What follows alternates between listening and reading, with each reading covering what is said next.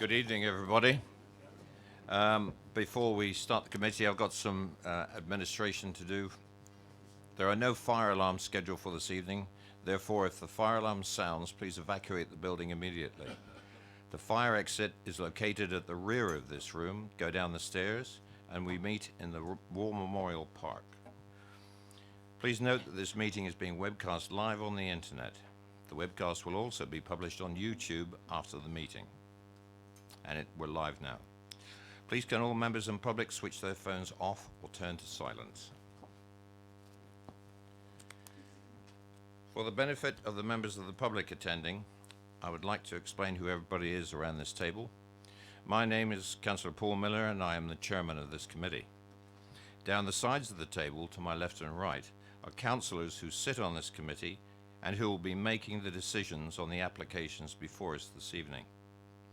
Immediately to my left and right are the officers who will be advising councillors. In addition, I'd like to explain that the Development Control Committee is a regulatory committee and not a political meeting. The committee will be examining the evidence brought before us tonight and will make decisions based on planning reasons. We are guided by national and local planning policy and guidance. May I ask all speakers, including visiting members, to speak clearly and to return to their seats once their presentation is complete and following any questions from members. No further dialogue between members of the committee and speakers will be permitted once questioning has finished. May I ask all committee members to avoid repetition and to keep any comments on each planning item to a maximum of 4 minutes. I understand that planning can be emotive and ask that everybody remains polite and professional throughout this evening. Right, we'll start the agenda. And first of all, apologies for absence and substitutions. I have one substitution, one resignation for tonight only, is Councillor David George, replaced by Councillor Clive Sanders. Are there any other resignations or absences? We're awaiting Councillor Mahaffey. He tends to be held up at work. Declarations of interest. Are there any declarations of interest? There are none at the moment. There are no urgent matters. Minutes of the meeting held on the 11th of September. I would like to sign these if there is no observations of accuracy or errors of accuracy within the minutes. Do I have the committee's approval? Thank you. I'll sign them after the meeting. Right, applications. Oh, yes. As Councillor George has excused himself from this committee, I'd like to invite, with the agreement of the committee, Councillor Nick Robinson to serve as Vice Chair for this evening only. Yes? Councillor Robinson? Thank you very much. Thank you, Bernie. Right, item number 1. If I could ask Councillor Tracy Woodruff to come forward, please.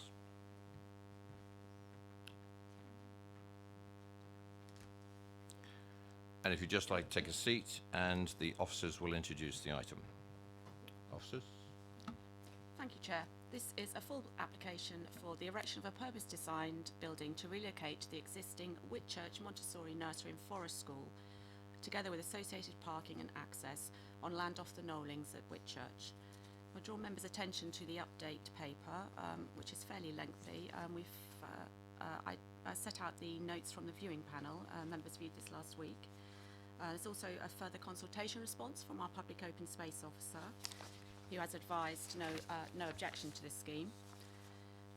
A number of further representations have been received, the details of which are set out within the report, including further comments from the Whitchurch Residents Action Group, the Hampshire County Council Children's Services, who have clarified that the comments within the report, they do not place children directly, however they still support the proposal. Further comments have also been received from the applicant following the member viewing panel with regard to the status of the land, the size of the site, reference to the policy CN7 and 106 monies, together with the current lease arrangements. All of these have been already addressed within the main report. The proposal is for to be recommended for approval for the reasons and the conditions set out within the main report. Thank you. Councillor Woodruff, you have 4 minutes. Would you press the microphone button at the base of the stand there? Thank you. Thank you. My name is Councillor Tracy Woodruff and I'm representing Whitchurch Town Council in this planning application. At the Town Council Development Committee meeting on September 23rd, it was agreed by a majority vote that I would attend the Development Control meeting here today to put forward the Town Council's position, which is to object. As agreed at the meeting, the below representation was circulated for approval to that committee. Owing to the high level of public interest, a dedicated development committee meeting was arranged on July 16th to consider this application in a larger venue, ensuring the wider local community the opportunity, time and space to present their views in a safe and inclusive environment. The hall was packed. Presentations were made by the Whitchurch Residents Action Group, the applicant and Borough Councillor Chloe Ashfield. Many individual contributors also presented a wide variety of points including traffic, environment, need and sustainability. Whitchurch Town Council recognises and supports the need for additional nursery provision in the parish due to new housing developments coming online. After listening to and considering all the many points being presented, the Town Council objected for the following reasons. 1. Hampshire County Council Children's Services had not been consulted regarding the number of nursery places required for Whitchurch residents. This was highlighted by Basingstoke and Dean Borough Council's Policy Committee, and without this it wasn't possible to determine the numbers involved. 2. The proposed location of the nursery building is outside the settlement boundary for Whitchurch in a very well used and popular recreational green space. It was not demonstrated by the applicant that alternative and more appropriate sites had been investigated, and this should be undertaken. Number 3, noise to the local residents was a big concern and a noise impact statement should have been carried out. Number 4, and finally, the traffic congestion in the Knowlings, Mitcheldever Road and all surrounding roads during peak school hours is often extreme. This was highlighted in the Whitchurch Neighbourhood Plan. Intentionally placing any building in an area that is regularly gridlocked is unfair as well as unsafe on the residents, but also to any person trying to access the building. You have just under 1 minute. Thank you for the opportunity to make this representation and thank you for listening. Thank you very much. Could you switch your microphone off, please, because it mutes out the rest. Thank you. And any questions to the speaker, members? No? Thank you very much, Councillor. I have 2 objectors, Mrs. Lee and Dr. Mercer. Would you like to come forward, please? It's just you this evening, Mrs. Lee, fine.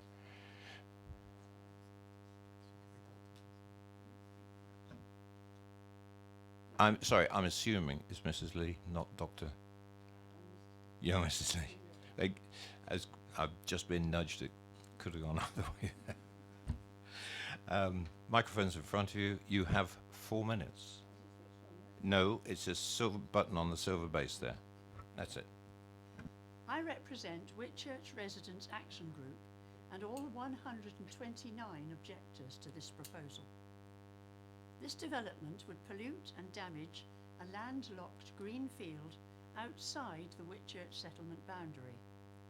Breaking through the boundary, providing main services, traffic access and a change of use from agricultural to D1 would create a precedent for further disastrous development.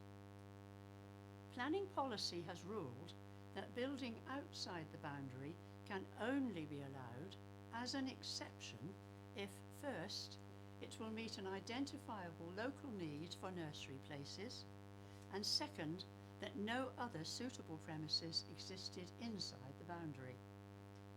The application has to meet these two crucial conditions, and it fails on both of them, so you should reject it. Children's Services asserted that locally there are not sufficient childcare spaces should the current setting close. The planning report agrees that this is not true. Our 3 established local providers have 45 empty places. A new 30-place nursery has just gained full planning permission. Testbourne School retains 40 places. It's willing to host another nursery and has already received inquiries from 3 providers. So in 2020, there could be 115 empty full-time places and no children to fill them. If Montessori relocates to a site outside the boundary, it will add an additional 40 places. The enormous total oversupply will be disastrous for our long-established, outstandingly good local nurseries who will go out of business, thus reducing parental choice and damaging the local economy. The applicant refused to say publicly what other sites she considered, but at least one other site was available, has been snapped up by the new nursery, has romped through planning with no objections and with the support of Basingstoke Children's Services. It's next to a biodiverse public meadow used by another forest school provider for exactly the purposes Montessori says it needs. The applicant says her relocation is not an expansion, yet she plans an increase from the current 27 hours a week over 3 days advertised on her website to 60 hours a week over 5 days. The loss of this land would not be outweighed by community benefits, as the report claims, since there are none. It will only benefit a select few of our children. The other local nurseries all have good or outstanding Ofsted ratings, all provide specialised care for children with a wide range of special needs, and there are 3 other Montessori nurseries within 10 miles. You have 45 seconds The left. traffic report does not address the chaotic peak time situation when children are walking to school. Residents are incensed at a new traffic junction on a tight bend in a narrow residential road and fear a fatal accident.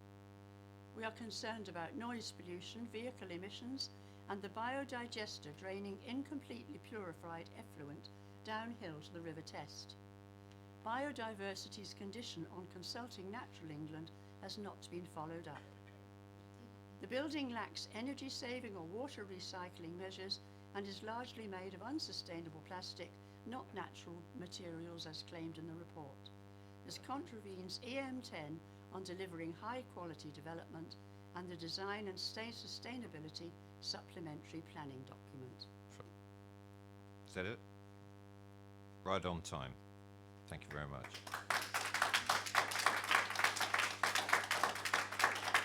Members, any questions to the speaker? Nope. Thank you very much. Thanks.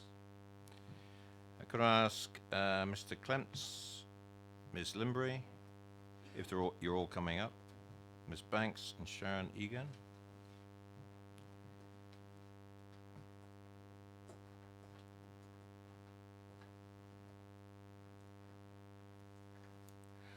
However you want to share this, you have 4 minutes, and presumably you're here for questions subsequently. Yep. Okay. Whoever your spokesman is, you have 4 minutes. Thank you. My name is Sharon Egan. I am a councillor at Whitchurch Town Council. The decision from the council was not unanimous. I am here as an individual speaking in support of this application. I want to make 3 points. First one about traffic. This is a small nursery with few spaces, and traffic has been very well considered in the application. The location is good for schools that are nearby, and that in turn can only be good for parents and carers.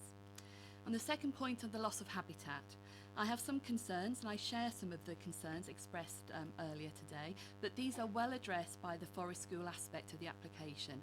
Someone on social media posted a few days ago they are planting acorns at the site in order to encourage trees to grow, and this is precisely what this application will deliver: mature trees that will increase the amenity of this site. But primarily it is about the need for high quality nursery provision that we aspire to for Whitchurch children. This nursery has a proven ability to address the needs of children, including those with special needs in the locality who are failed and unable to go elsewhere. This provision is essential for the most vulnerable children and the future generation of children in our town. Thank you. Hi, I'm Lizzie. My daughter... Could you take the microphone across to you, please? Thank Hello. you. Sorry. Hi, I'm Lizzie. My daughter attends Whitchurch Montessori, and I'm here to represent the 42 families and counting of the nursery. Behind me, you see a representation from those opposing this application. Please can I ask you to bear in mind the up to 70 parents who cannot be here tonight because they are putting their children to bed. Please imagine them behind me here. Here, in front of me, I have statements of support from the parents, and to summarise, they would like me to say what makes Whitchurch Montessori so special and so needed. The nursery is a second family to our children. It offers us flexible and affordable hours which no other nursery in the area can offer us. They are suitable for middle-income working parents, teachers, NHS staff and self-employed people like myself. It's within walking distance. Most of our parents walk to nursery. They have proven excellent support for SEN children. They offer places for children who have decelerated their entry into primary school, and most of their staff also live within the community. But overwhelmingly, they wanted me to talk about the Forest School setting which the children thrive in, and that's why they asked me to speak, because in my professional role, I am a Forest School trainer and outdoor learning consultant. Other nurseries in Whitchurch do offer Forest School sessions, we agree. But what the Montessori offers is not just Forest School sessions, but it is Forest School for every single child, every single day. It's ingrained into the nursery's ethos, and due to this, the children have a strong relationship with nature and with the environment. They have emotional connections with nature, which makes them the guardians of our future. They have increased self-esteem and confidence through outdoor woodland play. They can have managed risks, and they have a growing knowledge of biodiversity and nature around them. It gives them the time and space to play and lead their own learning, and shows them how to be part of a supportive community and resolve conflict compassionately. 1 minute. The new site would give us Mondays and Fridays, which we desperately need, before and after school care, a large and rich outdoor space for our children to continue to grow. We need our children to thrive. Thank you. Hi, my name is Julia Limbry. I'm the owner of Whitchurch Montessori. We opened 4 years ago, and in those 4 years we've grown fivefold, starting with just 9 children and now having 42 on a waiting list. The approval of this application will enable us to offer 5 days childcare, like Lizzie said, which our parents desperately need, and also the flexibility that our parents are not getting from the current nurseries in the location. We don't ask for additional payments from our parents as well, so when they get free childcare, when they get free childcare, they get free childcare. It's not asked to be subsidised. If you allow us to, if this approval if this application is approved, it will allow us to offer what our parents need in the local area in Whitchurch. Thank you. I'm afraid your 4 minutes is done. It's fine. If you could, that's it. If you turn it off. Members, any questions for the applicant? Councillor Robinson. Thank you, Chair. You've got 42 students or pupils or children, whatever you want to call them at the moment. Could you, and a waiting list, could you tell me how many you would like to take it up to if you get approval to this at this site? Yes, you need that. Is that okay? The new building is a maximum of 40 children, so that will be the maximum that we have. The reason that the new build would be ideal is it's enabling us to have more childcare through the week, because at the moment we're restricted to just 3 days where we currently are. So it's actually our current build. We could have more children in, but it just is not right for Forest School. It's small groups of children in the forest.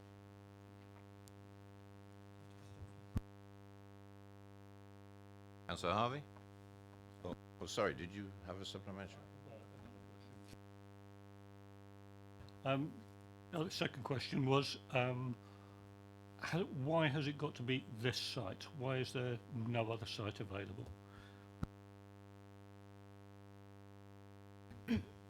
We did look at several options beforehand when we were looking at this some 2-3 years ago. Even 4 years before we even went to Testbourne, we looked at lots of different sites. David George, who looked after the neighbourhood plan, looked at all of the available land, and there was no other available land apart from this.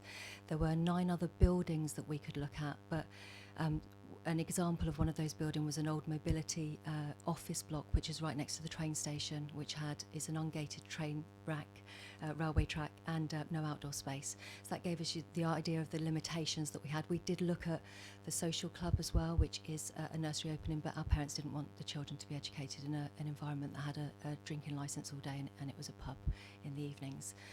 The reason that we chose this site, which I'll pass you on to. Hi. As my role is an outdoor learning consultant, I've been speaking with Julia a lot about the forest school aspect of what she wants to do and about the outdoor play. From my point of view, I adore outdoor learning and I adore forest school, and frankly I could talk about it to you guys for hours and hours and hours on end, but I won't. It's about this emotional connection with nature, thinking about the guardians of our future. All the spaces that Julia was offered didn't offer this outdoor space that lets our children thrive. We need space for them to play. We want them to be outdoors as much as possible. Forest School has proven to increase the emotional, social connections between them. It supports the development of community. It's proven in so many ways to do this. I can point you towards the right research if you'd like to read it. But it has been proven to do that. When I train forest school leaders, I talk so often about giving that strong foundation to them so that when they go on in their future lives as workers, into their future education, they come with this basic knowledge of how to get along, how to work together, which forest school has proven to give. Again, I could talk about it for hours on end. I think, do you all have the statements that I gave you from our parents? Have they been circulated? Yeah. I think if you read through many of those, some of them have had children that have come through the Montessori and Forest School, and they're able to tell you how they feel that this has affected their children and how it's given them lots of life skills to go forward with. So in answer to your question, a space with outdoor space. Julia's not talking about putting a nursery building on this entire plot of land. It's actually a very, very, very small amount of the land that she wants is actually going to be a building. And I think that's a really important thing to keep in mind.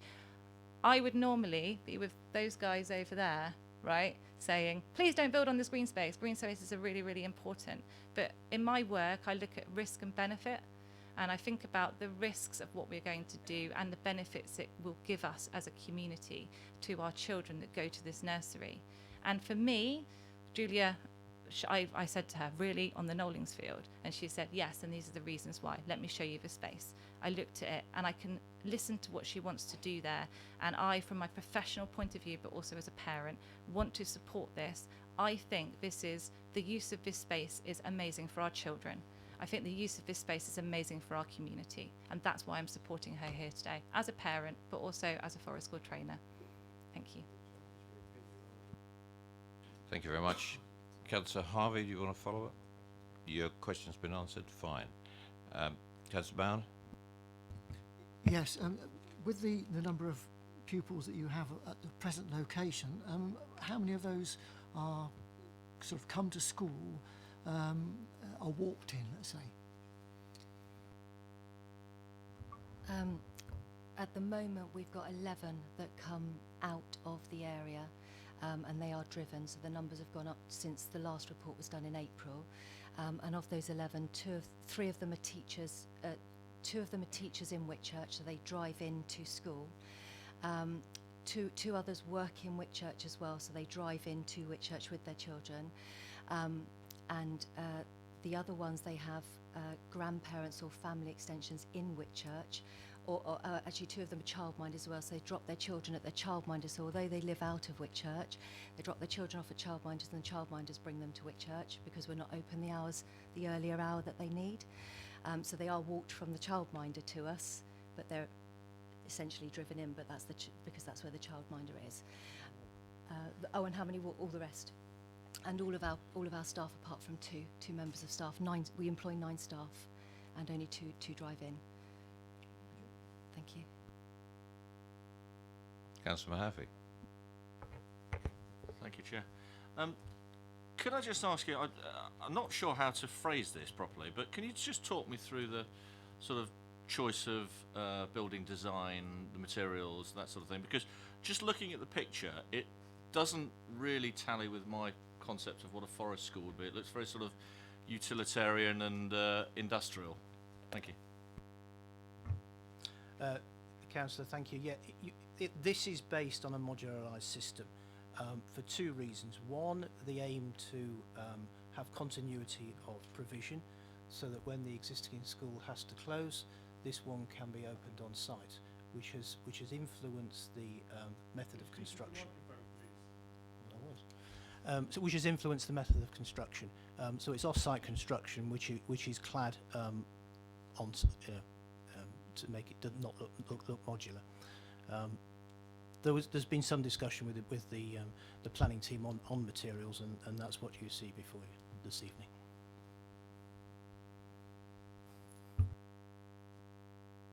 Councillor Goodison. Thank you, Chair. If I may, I'd just like to ask the lady on the end here a question. You commented on the fact that, very desirable fact, that you want to encourage your children to respect biodiversity, the natural environment, welfare of animals, etc., which is all highly commendable. I'm just curious as to how you expect to achieve that when the rest of the area is covered by dog walkers. Sorry, can I ask for a clarification? When you mean the rest of the area, do you mean the rest of the area of the field? Sorry. Yeah, I mean, I'm assuming that when you say you want to introduce, you want the children to to respect biodiversity and animal welfare, etc., that you're going to be not using but benefiting from the area which is around the part which the school itself occupies. I just don't quite, as that is heavily used by dog walkers, I don't quite see how you expect the children to benefit from biodiversity or animal welfare. Thank you. Sorry, could you put that image up again, which had this one here? If you look here, the blue line is the outside perimeter of the nursery setting. That field that is the dog walking field, as people are referring to it. As far as I'm aware, it doesn't have a footpath going through it, but I don't know if that's correct. On the Ordnance Survey map I looked at yesterday, there's no footpath going through that field. That's by the by. For the entire field here is the dog walking field, so the entire green space that you're looking at. The blue perimeter is around the nursery area, and the white building, is that where the nursery is proposed to go? Inside the blue area, the intention is to create an outdoor setting for this nursery. It's not taking up, what percentage of the field? Is it 10% of the field? The blue perimeter takes up 10% of that full field. Obviously, the small building on there takes up a small part. The intention is for the nursery children to use the area within the blue marking on this picture. So it's not about the rest of the field that they will be going to, which may have dog walkers in. We're talking about the area within the blue perimeter. For what it's worth, I can see my house on there. Okay, that's how close I live to this site. Great, and I love my house too. I also love my children. And I walk through that field to school 3 times a week. In fact, many of the people behind me can tell you that because they see me walking my children through that field as they walk their dogs. I generally bump into possibly 2 people walking through this field. Sorry, we've got to sort of stay on point here, but I think you've answered I've answered the Councillor's question. You satisfied with that, Councillor Goodison? Thank you very much. Thank you very much. You can step back, thank you. Councillor Ashfield, please.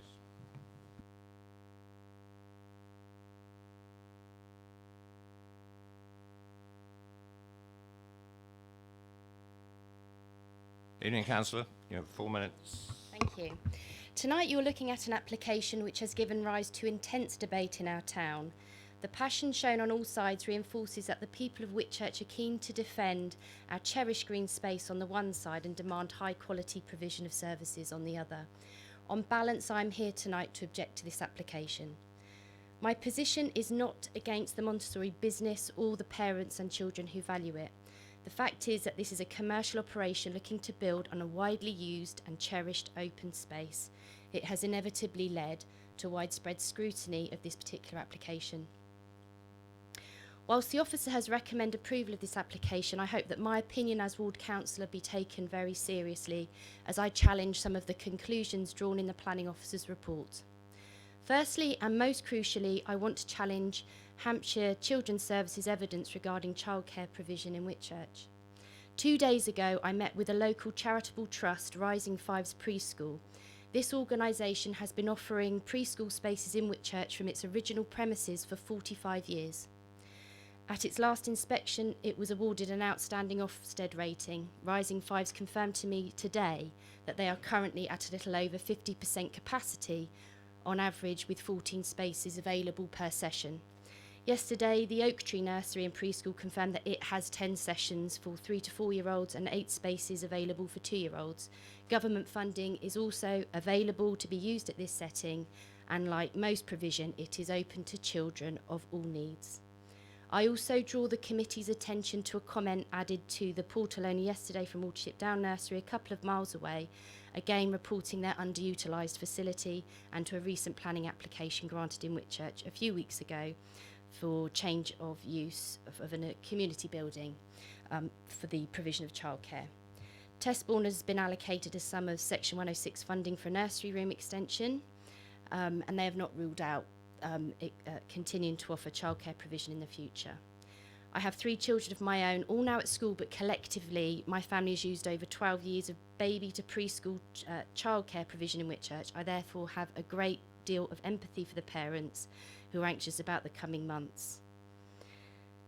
I therefore make a commitment tonight to parents of Montessori and all childcare providers to help address short and long-term challenges. However, balancing the future of the Knowlings field, I am not convinced that good quality provision is at all scarce enough to warrant this significant and controversial development. As ward councillor, I also refute the position of Highways Authority regarding traffic. I'm actually shocked at their position, given that I am working alongside Whitchurch Town Council and Hampshire County Council transport engineers on a live project to deliver specific traffic schemes in the vicinity of the application. These schemes are currently being designed to alleviate traffic congestion and address safety concerns. Yeah, This 1 minute. densely residential area, exacerbated by its proximity to our 2 growing schools. Residents nearby regularly contact me regarding this issue, as can be evidenced from the numerous planning comments.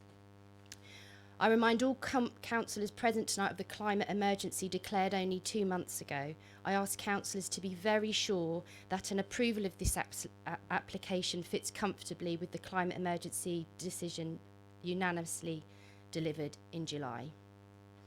I urge the Development Committee to refuse this application. Thank you very much. Members, any questions for the ward member? Councillor Potter. Hello, Councillor Ashford. I just wondered if you could help me. I mean, it was difficult for me to take down all the things that Mrs. Lee was saying, but in terms of your analysis, she was saying that her suggestions were that there could be 100+ spare places, really, if you went through each of the existing nurseries and each of those that had capacity and those that were coming on stream. In terms of your analysis, does that suggest the same sort of total figure, really, in terms of capacity that might be available elsewhere? Is that right? The research that I did was very recent, because it's a changing thing all the time. I haven't corroborated my figures with Mrs. Lee's figures, but there does appear to be enough space within Whitchurch at the moment and within the surrounding areas to suggest that there aren't going to be displaced children. No more questions. Thank you very much. Councillor George.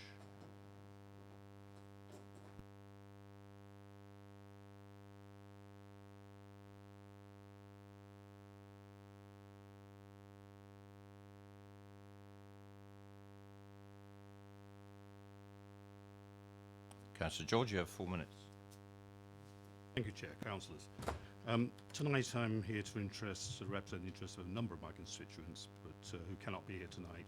but primarily the 40 or more young children who attend. Shall I pull it closer? Is that easier? Just switched off. But primarily the 40 or more young children who attend a Montessori nursery. I'd also like you to think about the choices available to infants who will move to the nearly 200 homes with planning permission which will be built in Whitchurch over the next few years. Despite a large number of public objections, I believe the officer's report makes a fair assessment of the material planning issues and also reaches the right balance between community benefit and harm. The key issue which seems to be at dispute is the interpretation of policy CN7 and in particular determination of need. The needs issue in terms of numbers is dealt with in the officer's report, and whilst there may be a different interpretation, it is clear our town is growing and more places will be required in future. This is evidenced by the planned increase in the primary school places. I'd also point out the significant level of support from parents who currently have children at the nursery and the obvious success of the nursery as evidence of need. The wording of policy CN7 is very similar to policy SS6E when dealing with need. Local need is defined not just by numbers, but also by the type of facility provided. Previous speakers have correctly, in my view, described the unique offering of Montessori, both in terms of ethos, but also in terms of the operating times and the children who may attend. It clearly meets the day-to-day needs and social inclusion elements as required out in para 5.65 of the local plan. It's absolutely correct to consider not just the number, but also the type of essential services being offered. Objectors have pointed out that if Montessori nursery were to close, the children could be farmed out to other nurseries in the town. These, sometimes vulnerable children, have established relationships with other children and staff at Montessori. I would ask if it's fair to these children to be treated as a number and not as an individual with needs. Even if spaces could be found for them, with the best will in the world, they do not provide the type of education they may have been used to or expect. Given the nursery has been given notice to quit, it is a clear exception supported by para 5.68 of the local plan, and it is essential service as described in para 5.66. Policy CN7 specifically supports the retention of essential services. CN7 also supports improvement of childcare facilities, and certainly the accommodation is significant improvement over its existing accommodation as supported under paragraph 5.66. The application will also contribute to the vitality and viability of the local community as required under NPPF para 83 by offering a quality facility, a choice for children and parents, and of course jobs for its staff. In terms of objectors also point out the site was rejected in the neighbourhood plan, but this was for development of 100 homes with a major associated traffic generation at our black spot, which is the junction of Mitchell-Deaver Road and Winchester Road. It is such a proposal was before us today. I'll be fighting against this.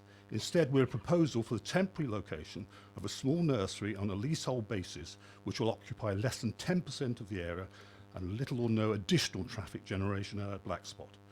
The harm elements are relatively modest in comparison. Looking at the proposal before us this is for a high quality, purpose-built facility which will enable our children to be educated in an outdoor environment and be close and to respect nature. This is a facility which the community will be proud of in offering our generation, and our new generation goes some way to our recent climate change commitments. I would therefore respectfully request the committee to take the perspective of the children currently and who may in the future attend the nursery when considering the benefits of this application. Thank you. If I get any more heckling, I'll clear this committee room, because I asked you right at the start. It might be a motive, but we need to conduct these proceedings professionally. I expect that from everybody in this room. Thank you. Questions to Councillor George. Councillor Westbrook. Yeah, can I just check first, Chair, that it's okay to ask Councillor George, because one of the people speaking in support of the application mentioned Councillor George in his role as the chair of the neighbourhood.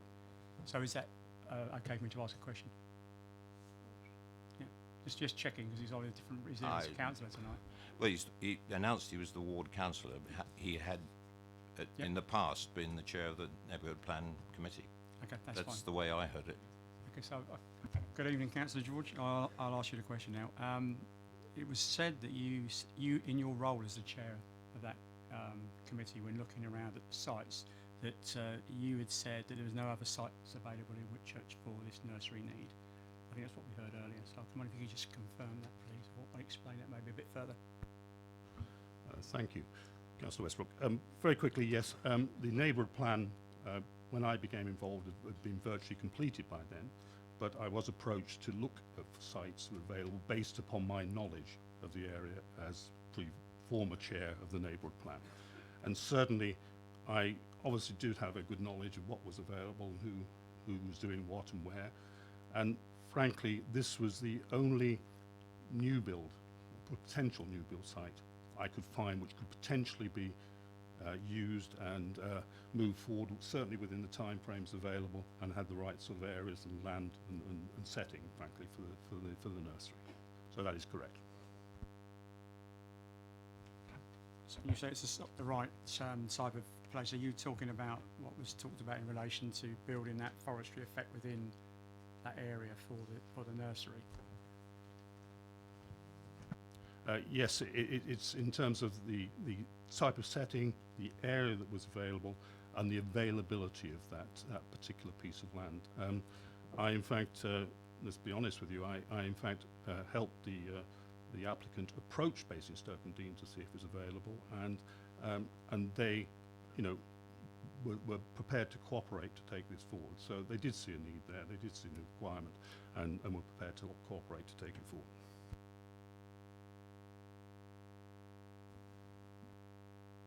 Councillor Saunders?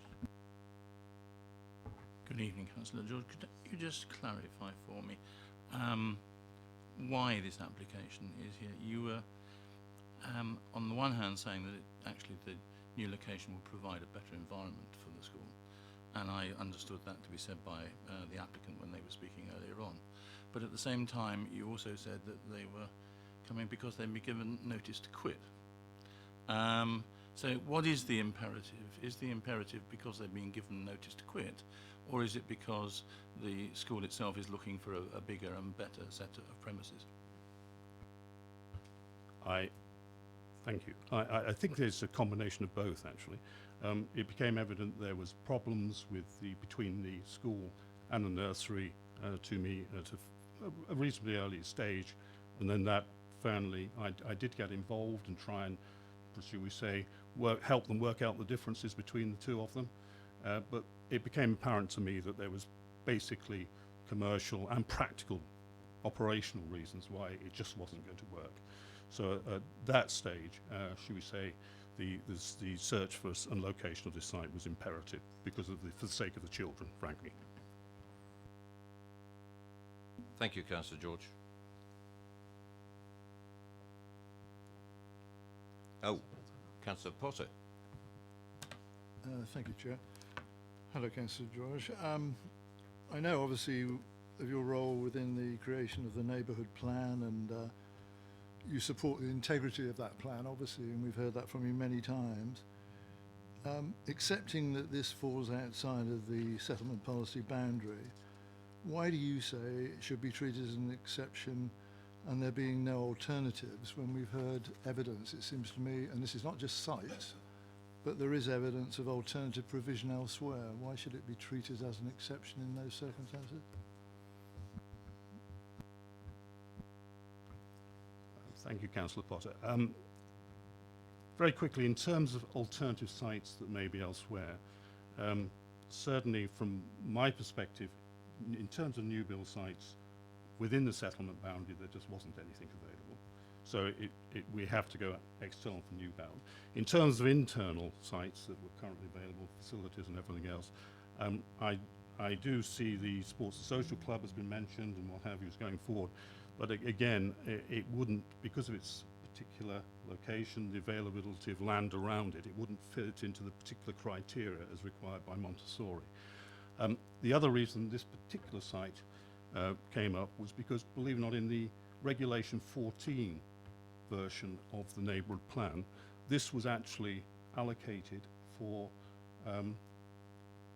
homes outside, in rural homes, basically, under the HARA type of programme. And that was accepted by the Town Council at the time and included in the Regulation 14 version of the plan. So it was a site which fundamentally had some backing from the Town Council for development, and it was almost precisely this site that was allocated at that time. The only reason that was turned down was because, and removed from the neighbourhood plan, was primarily because Basingstoke and Dean actually challenged the need for rural exception homes on that site. So it was removed from the plan at that time.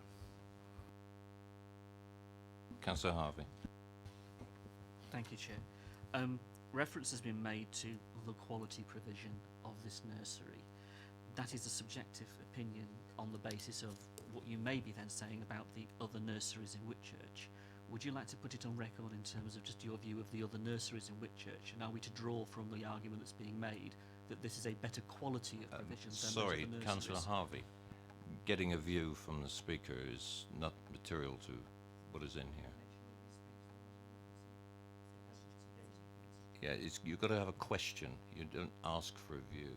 In which case, would you like to give... how do I turn that into the question I want to ask? I want to ask about what the point being made about quality provision and this particular application. Therefore, what are you saying about those other nurseries? That's the question I want to ask. Is there a pejorative? Is there an actual judgment being made in what the evidence that we're being given this evening? I'm sorry, Councillor. What does that do with the application before us? Because the evidence we've been given, presented to us by the speakers, is that this is quality provision, and I'm merely saying, does that mean that the others aren't?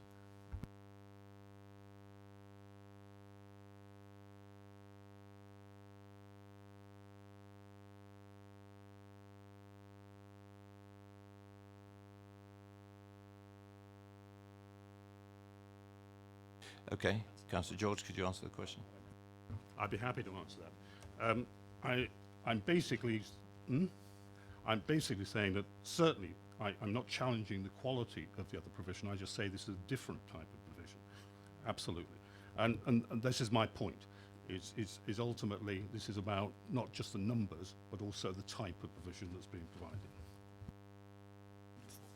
Fine. Okay. Quite happy with that.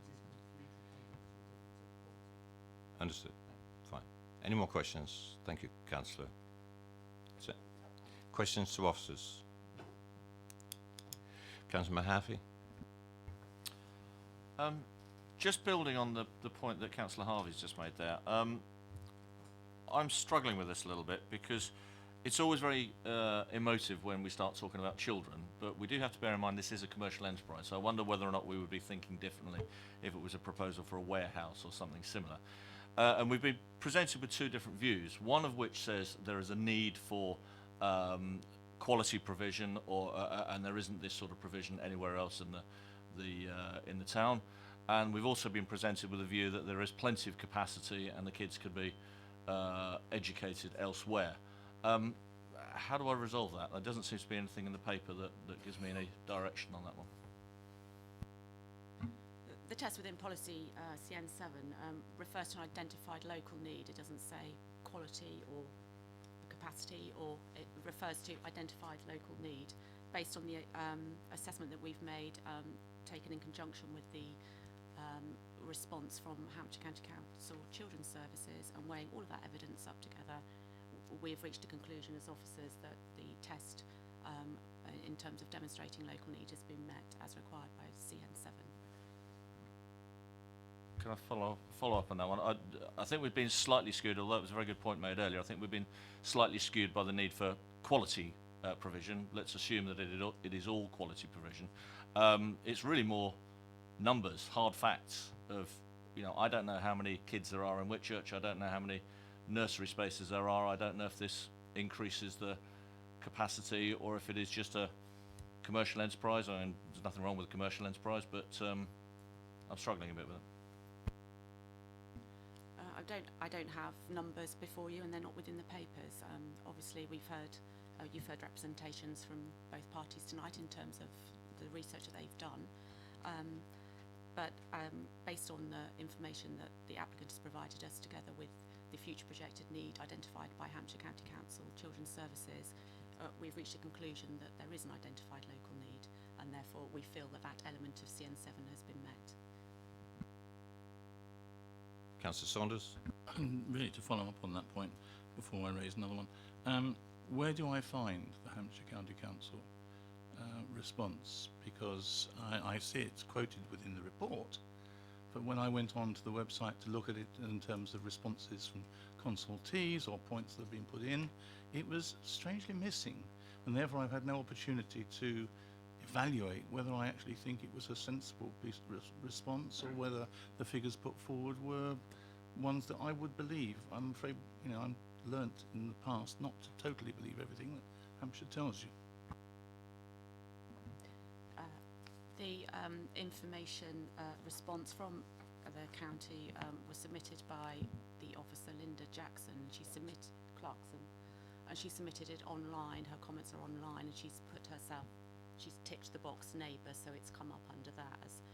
However, it's clear on the public file that the comments are from the county, and as per the update paper, she's also provided an additional response, having fully reviewed the entire report. Reiterating their support for the proposal.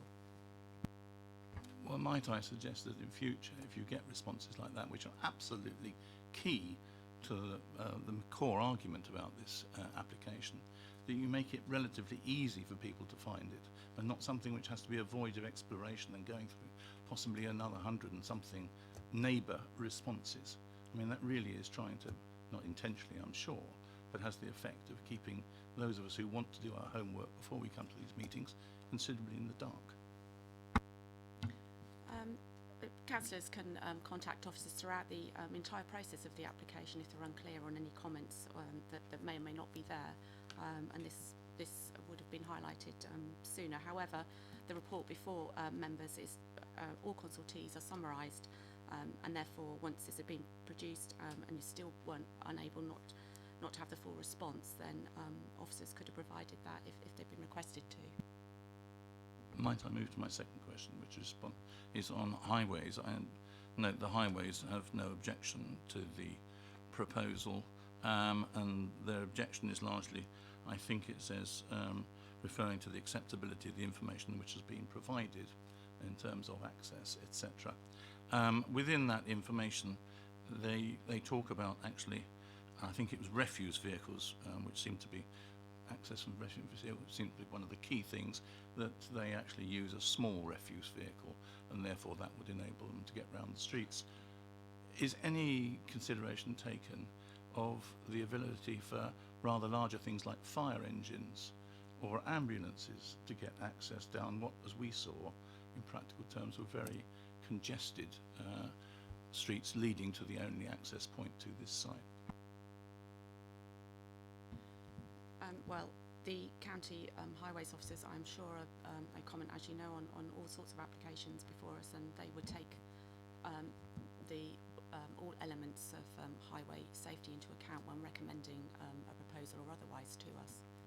And our report's been and recommendation has been reached on the advice that they've given us, which, as you say, is no objection. So, hence the reason we've concluded that they're satisfied. Therefore, it would be unreasonable of us to say otherwise. Councillor Bound. Thank you. I'm not quite sure what the provision. Is there any local authority provision for nursery in Whitchurch, or is it all commercial? I'm afraid I don't have an answer for you on that. I'm sorry. It's just that there has been quite a lot of sort of inference that because this enterprise is commercial, that somehow it is of a lesser standard. And I just wondered whether there was any actual local authority, or because my understanding is that children don't have to go to nursery. They can go to nursery, and I think the government provide, was it supposed to be 30 hours free nursery provision a week. That has to be provided somewhere, either local authority or commercial. So I don't see the comments about commercial or not commercial are particularly relevant. Yeah, just to reiterate, as I've said before, the test in policy CN7 is obviously what we're assessing the proposal against. It's not whether it's commercial or otherwise, it's whether an identified local need has been demonstrated, and therefore, as I said earlier, we believe that it has. Councillor Robinson. Thank you, Chair. Picking up on Councillor Mahaffey's comments earlier about this local need and capacity. You say local need is considered, but capacity isn't. Surely, if you've got a need and you have got spare capacity has removed the need. I don't see how you can differentiate between the two. The two have got to be taken in combination. Obviously, the experts in respect of the future projections and the amount of current provision there is at the moment are Hampshire County Council Children's Services. They're whose advice we've taken on this application, and they're the ones that produce the empirical evidence and have that information before them to understand projections and I suppose how many spaces there are available within the existing, whether they're local authority or whether they're private. So it's their advice as the relevant experts that we've taken, and they're in support of the application. Thank you, Chair. Second question is on the highways. Did County Council actually do a site visit, or did they usual thing, feed it into a computer matrix and come up with the answer that hardly any cars will be produced by hardly anybody at all? Because if anybody didn't do a site visit, they should. I'd just like to know, did they do a site visit? We don't have that information.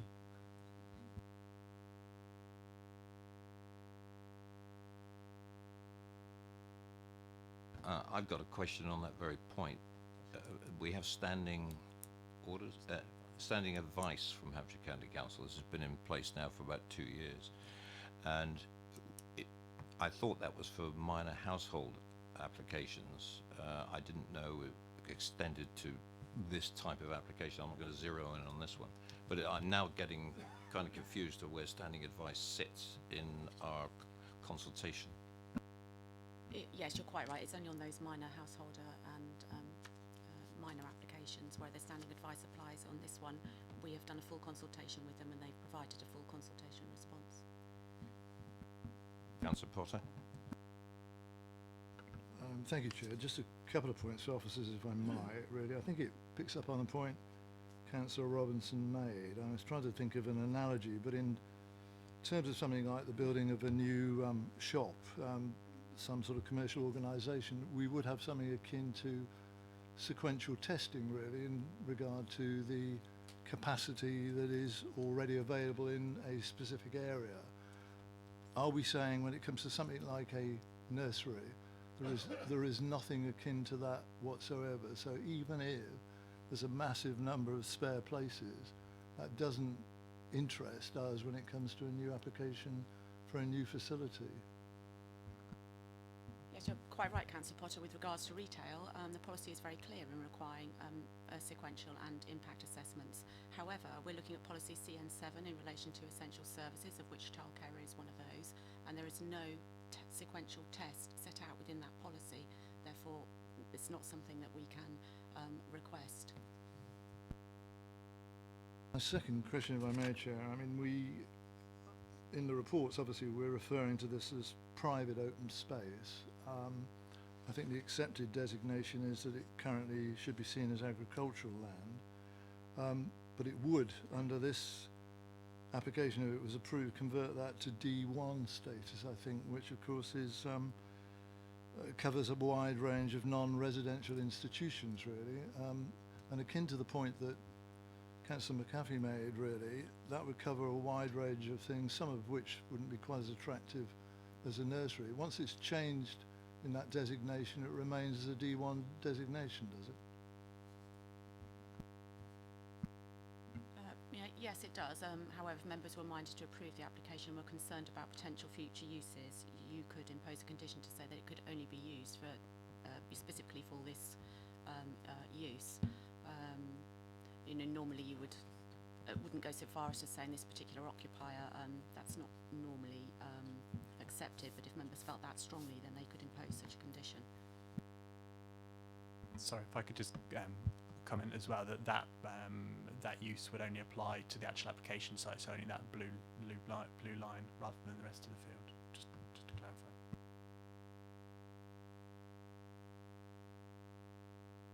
Councillor Keating.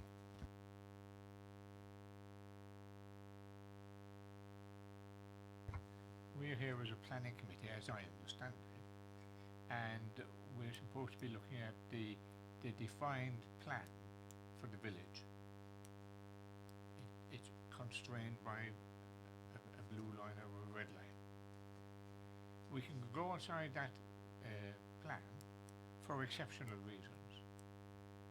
Now, you're talking about a numbers game whereby there is a proven demand or a proven need. Does a proven need equal an exceptional reason? In a word, yes. The policy clearly says, in exceptional circumstances, development may be permitted adjacent to settlement policy boundaries where it meets an identified local need. So we're saying it does, therefore that's a yes, it meets that policy.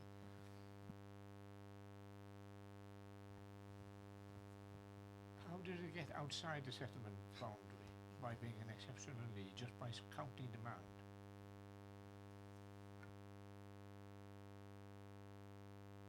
The site's outside settlement boundary, so the policy says if it is outside a settlement boundary, you can allow this if it meets identified local need. I don't. That is very clear in the policy.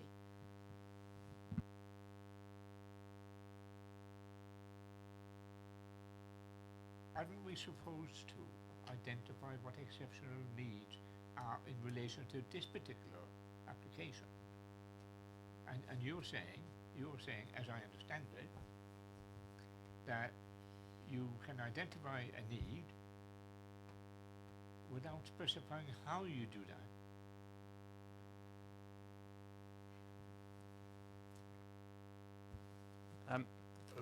Our advice is that there is an identified local need based upon the advice of Hampshire County Council Children's Services.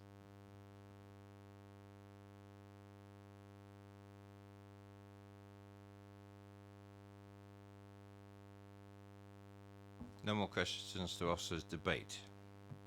Who'd like to kick this off? Councillor Westbrook. Yeah, thanks, Chair.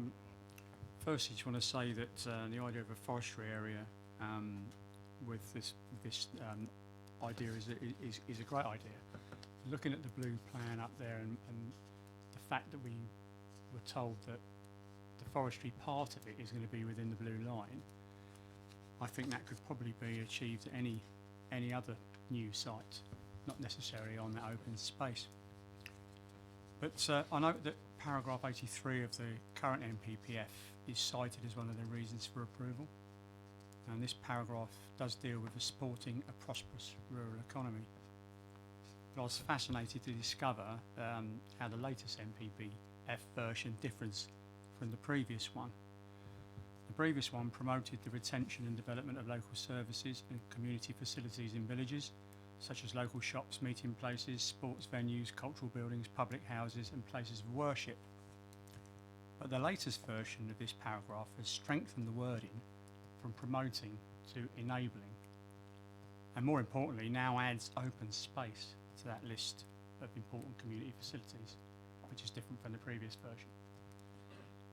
And that plays strongly into both the borough and the county council's future policies in declaring and supporting a climate emergency, as we've already heard. This application also proposes to lose a large area of that valuable open space on Basingstoke and Dean owned land. And in my opinion, that would be contrary to paragraph 83D of the current NPPF. And the other relevant local plan policy discussed, which we've just heard just now, is CN7, which says that these facilities and services may, as an exception, be permitted adjacent to settlements where they meet an identified local need. But we read in the report that the evidence from Hampshire Children's Services to support that need, but we've also heard this evening from many contributors that need can be met elsewhere. And in my opinion, the harm of losing this valuable community asset of open space at this time outweighs the benefit of the proposal, and I can't support that. And in addition to the NPPF paragraph 83D, I would also cite NPPF paragraph 97A as a reason for refusal.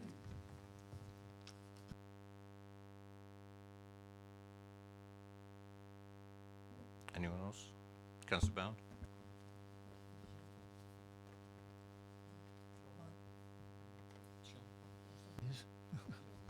Oh, Sean, is it?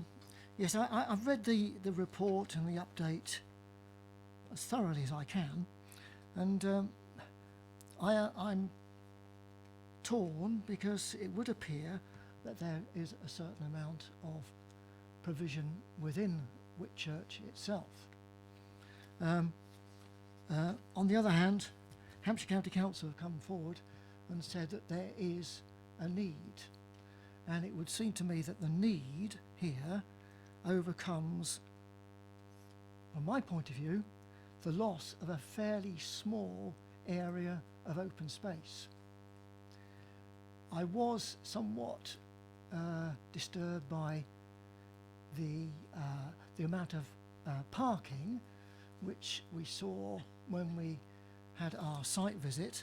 On the other hand, the applicant did, in part, set my mind at rest in terms of the children coming to the school, being walked to the school, and there didn't seem to be all that much provision, all that many cars coming and dropping people off there, although that of course can change because children go through the school, they pass home, they go to primary schools, and other children come in.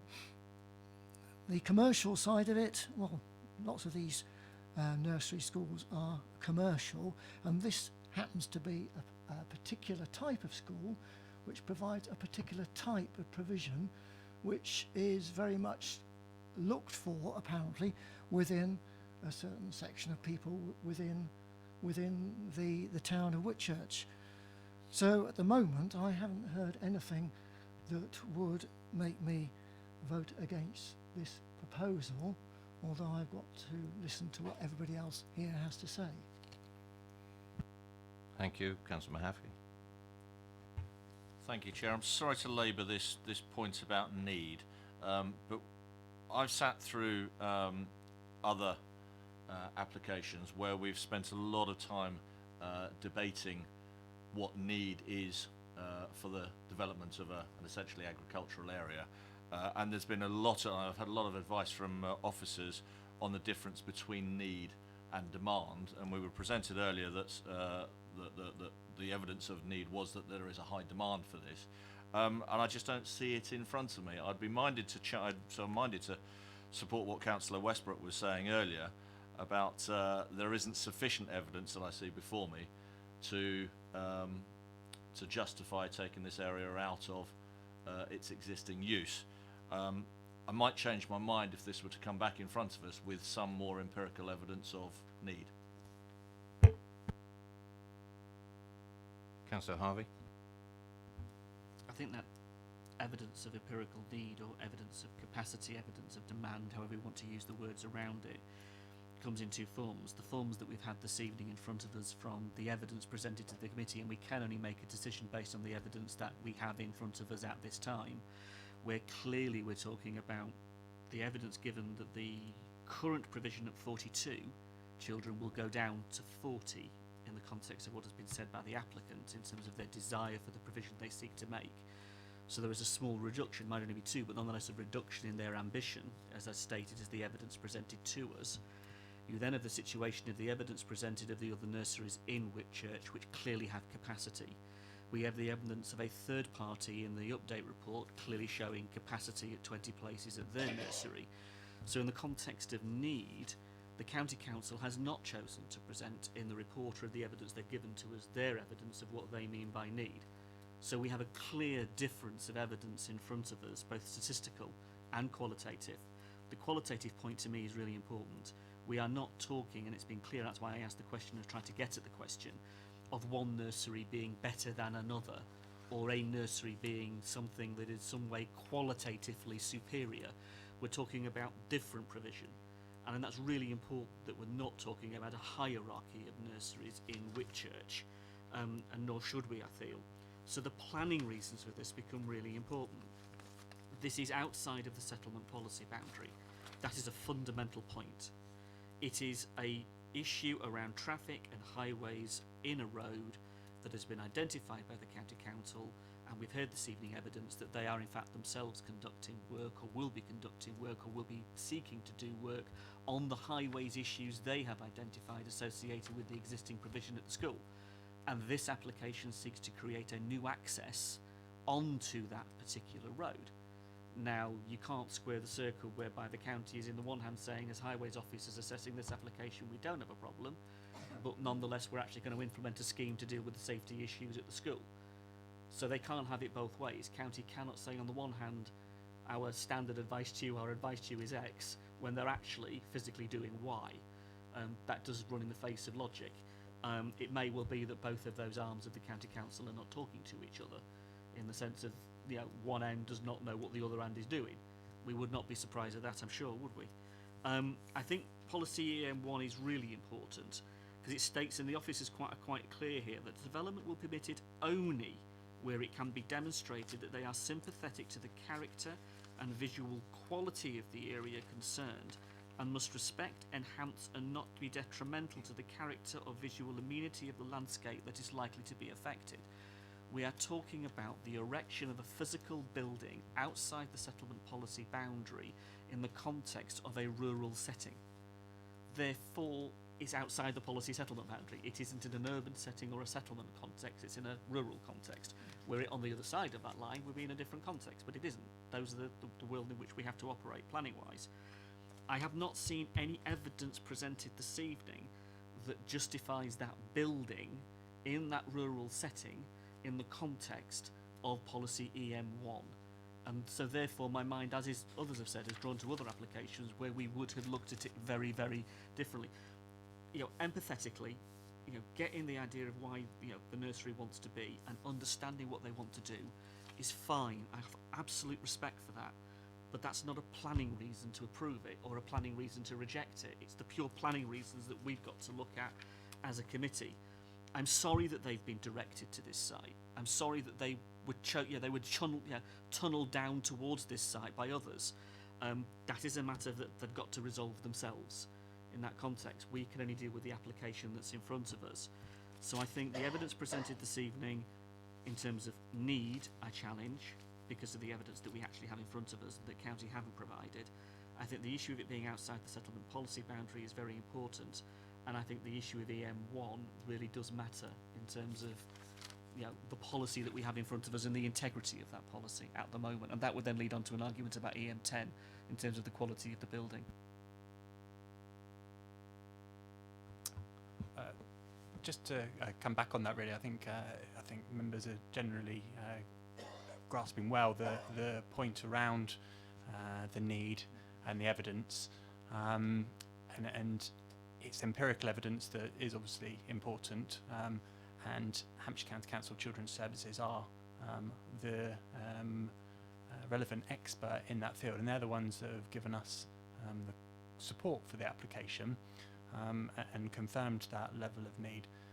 However, if members aren't satisfied by that, or they've heard evidence from others that makes them question that, and aren't satisfied either by the submissions of the applicant, then they could obviously take a different view from officers in respect of policy CN7 that obviously requires identified local need, but I don't think it would be able to go as far as saying there isn't a need. It would need to more be that it hasn't been demonstrated that there is an identified, hasn't been sufficiently demonstrated there's an identified local need. And if I could just pick up on the consequential impact of EM1, I suppose, if you were to accept, which it is for members to decide or decide otherwise, if members were to decide that there was an identified local need, then policy CN7 identifies that development adjacent to a settlement can be accepted. So if you were to accept the local need and therefore there was a development adjacent to a settlement, obviously ordinarily that's going to be a greenfield site, so there would consequently, when you develop a greenfield site, be a level of impact. If you were to determine that there wasn't evidence to demonstrate an identified local need, then obviously you'd be open to consider the level of impact associated with the proposed development on the site. A couple of other points, if I can. One, there was discussion about footpaths. The site doesn't have any footpaths that are recognised by Hampshire County Council on as public rights of way, but clearly there are informal paths over the site, as you can see from the aerial photograph there. And then it's just really to draw, I'm sure members have fully taken into account the update paper, but that does go into policy EM5 in terms of green infrastructure, providing the consultation response of the public open space officer, confirming no objection and confirming that the site isn't in the green infrastructure strategy and doesn't contribute to the quantity of multifunctional green space in Whitchurch, although clearly it is used by the public. It's not a formal public open space, it's private in essence, public space, private space that is used by the public, owned by a public body, and therefore it is covered by policy EM5 and would be lost by virtue of the proposal. But officer's advice is that the competing interests, so the need identified by CN7 would outweigh that loss of that private open space that's used by the public. Thank you, Chairman. We all got that? Councillor Robinson. Thank you, Chair. We've got a piece of ground which is officially an agricultural site, but it's quite clearly for some time been maintained as a public amenity space. And it's been mown and kept as a public amenity space by Basingstoke Dean Council. So for the locals, I'm sure they've accepted it, that is its use. And as a general principle, I object to the sale of public amenity land to any private individuals, whether it be residential or whether it be commercial. But on the other side, a Montessori playgroup has certain desirability. But for it to go on that piece of ground, in my mind, I would need to be absolutely convinced that there is an absolute need for it. And whilst Hampshire County Council may have said there is a need, there is also a lot of people here saying there's spare capacity. Well, if we've got capacity, that takes away the need, as I said earlier. So I'm really, I can't support it on that basis. The other thing I really can't support it on is the access. The highways access immediately, I don't know about the wider vicinity, but that road was incredibly difficult to get a vehicle down. And we walked down it as a group. And the pavement isn't really wide enough. If you've got a mother leading a child by the hand and somebody comes the other way, there's problems getting past each other. And to allow this does affect the amenity of the residents on that site, and to allow a private enterprise to affect the amenity of the residents, I just cannot go along with it. So, and on that basis, I think it fails on CN9, that it doesn't result in appropriate traffic generation. So I will be voting against this. Thank you. Councillor Potter. I mustn't repeat what's been said, I think, by colleagues Councillor Mike Westbrook and Councillor Harvey and now Councillor Robinson, but I endorse much of what they've said. I mean, I think there are, on occasions, I mean, there's this agricultural field which is recognised as being in public ownership, but this private open space, some contradiction of those terms in any case really. And sometimes areas like this really are important in their total being, it seems to me, and the integrity of them as a field, dare I say it, without being too emotional about it. I can remember situations where we've rejected even small developments like a substation, you know, in a field because it just isn't appropriate within that particular area because it's got alternative uses like this one really. And I see this the same, although this is only 10% I think of the whole, I think the impact upon this field would be quite enormous, coupled with, dare I say, all the other things that we've been referring to really. I think the conflict between pedestrian access and vehicular access, the parking problems that people are referring to, etc.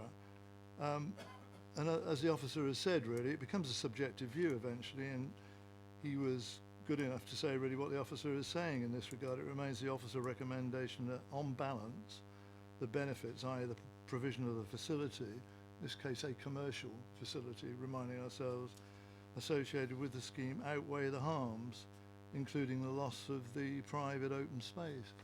Well, I don't think it does, and in fact I think the integrity of the private open space should be maintained for as long as it can be, and this application is unjustified, and I would not support it in the present form, Chair.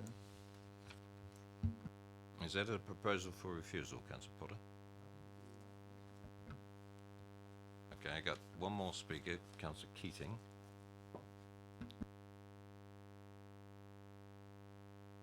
Microphone, please. Just. Those people have been around the council as long as I have, and there's very few of them now. They may recollect that I engineered through the council a policy in relation to protecting open spaces. It's a very serious policy, and it appears to me that this seems to be an open space that ought to be designated within that criteria. Now, the facts are we don't have a quantitative analysis from the county council about numbers. We've had lots of numbers here tonight, but the reality is they were erratic. Their substance was not as solid as I would have liked. But I would not query or question the demand is there. It's not my place in the world to say I don't believe that, but what I am saying is to make this an exception to the settlement boundary, I think there is not sufficient evidence of the demand.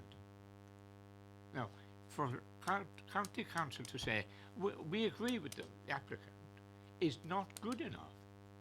They ought to be saying it's both good enough and therefore you can give planning consent, because what they're also saying is you, the planning officers in Basingstoke and Dean, can choose. The reality is I cannot support this application because I don't think it should be approved in relation to the settlement boundary. Thank you. Councillor Bound, and Councillor Bound, very quickly, because you've had one go already. No, it's just this matter of provision, Chair, that concerns me, because as I understand it, you don't have to send your children to nursery. You might get 30 hours free nursery provision, but you don't have to send. So anybody can set up a nursery anywhere they like, as long as they get presumably the right permissions. And if it fails because they haven't got enough children. I'm not sure that the county can provide that sort of information. That's all I'm saying. Councillor Saunders, very briefly. Very briefly, Chair, I'm quite happy to support the motion for refusal, or second it. I do find it on the grounds both of the traffic point which I raised earlier on over the access of emergency vehicles and just the general access, and also this question of the proven need. Though if firm figures were to be produced at a later stage, then I think we would need to look at it again. But I just would like to say I find it rather perverse that the reason why there may be places disappearing is because another part of the educational Hampshire County Council's educational organisation is forcing them to go from the Testbourne. So Hampshire itself is actually helping to create this issue of potential demand, and I would really hope that maybe they would get together and work out if there isn't a rather more suitable solution to this within the agency, and maybe we could refer that back. Even I know there's a county councillor listening, maybe he'll do that. Thank you very much. Councillor Potter, could I have reasons for refusal, please? Well, with a little help from my friends, possibly. I think trying to remember back in terms of the references that Councillor Mike Westbrook made on the provisions of the MPPF, 83D, I think there was another as well, which is assistance within due course, and the officers would have taken note even if I didn't. So 97A. I would say also that it's contrary to CN7. I'd like us also to talk about the conflict with between the vehicular access and pedestrian access to this agricultural area as is. And I think also, I mean, I'm not too sure about this in terms of my references to this really, contrary to the local settlement policy boundary provisions really in regard to Whitchurch as well, which I don't think have been overcome in this regard because we're not deeming it to be an exception with no alternatives available. So something akin to that, I think, Chair, really. Also CN9 with traffic generation.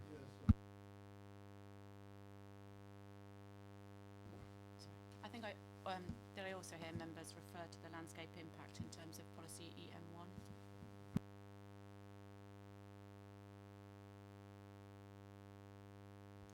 I think if I could perhaps assist members from what I've heard in the discussion, and just maybe to build on some of those points and flesh them out.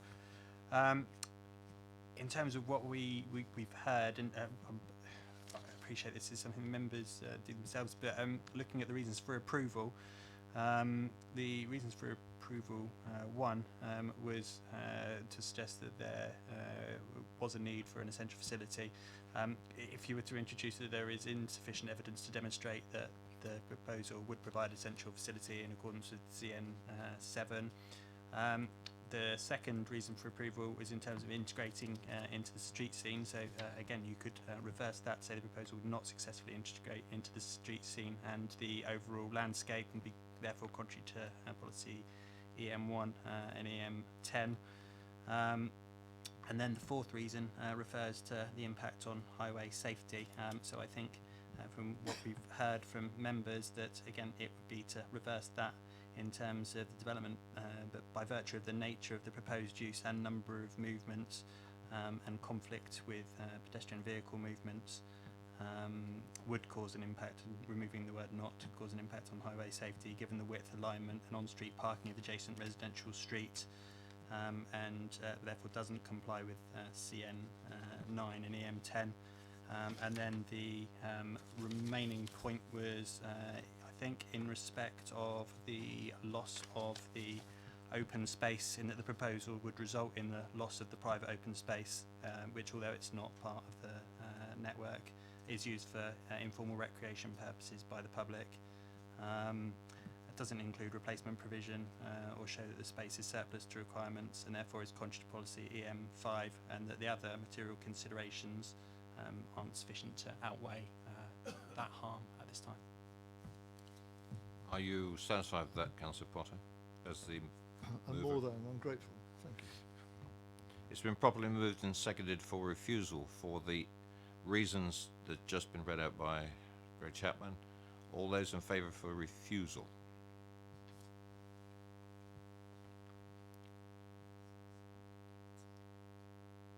Any against?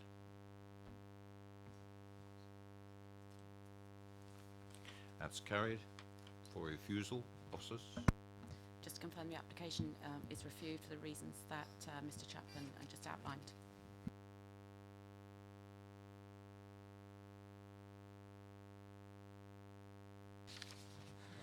Right, go on to item number 2, and if I could ask Mr Cooksey to come forward, please. Chamber a chance to clear. Yep. I thought there's no point in people struggling more with struggling with the reasons. It's been pretty well set out. Might as well do what you normally do in terms of flipping.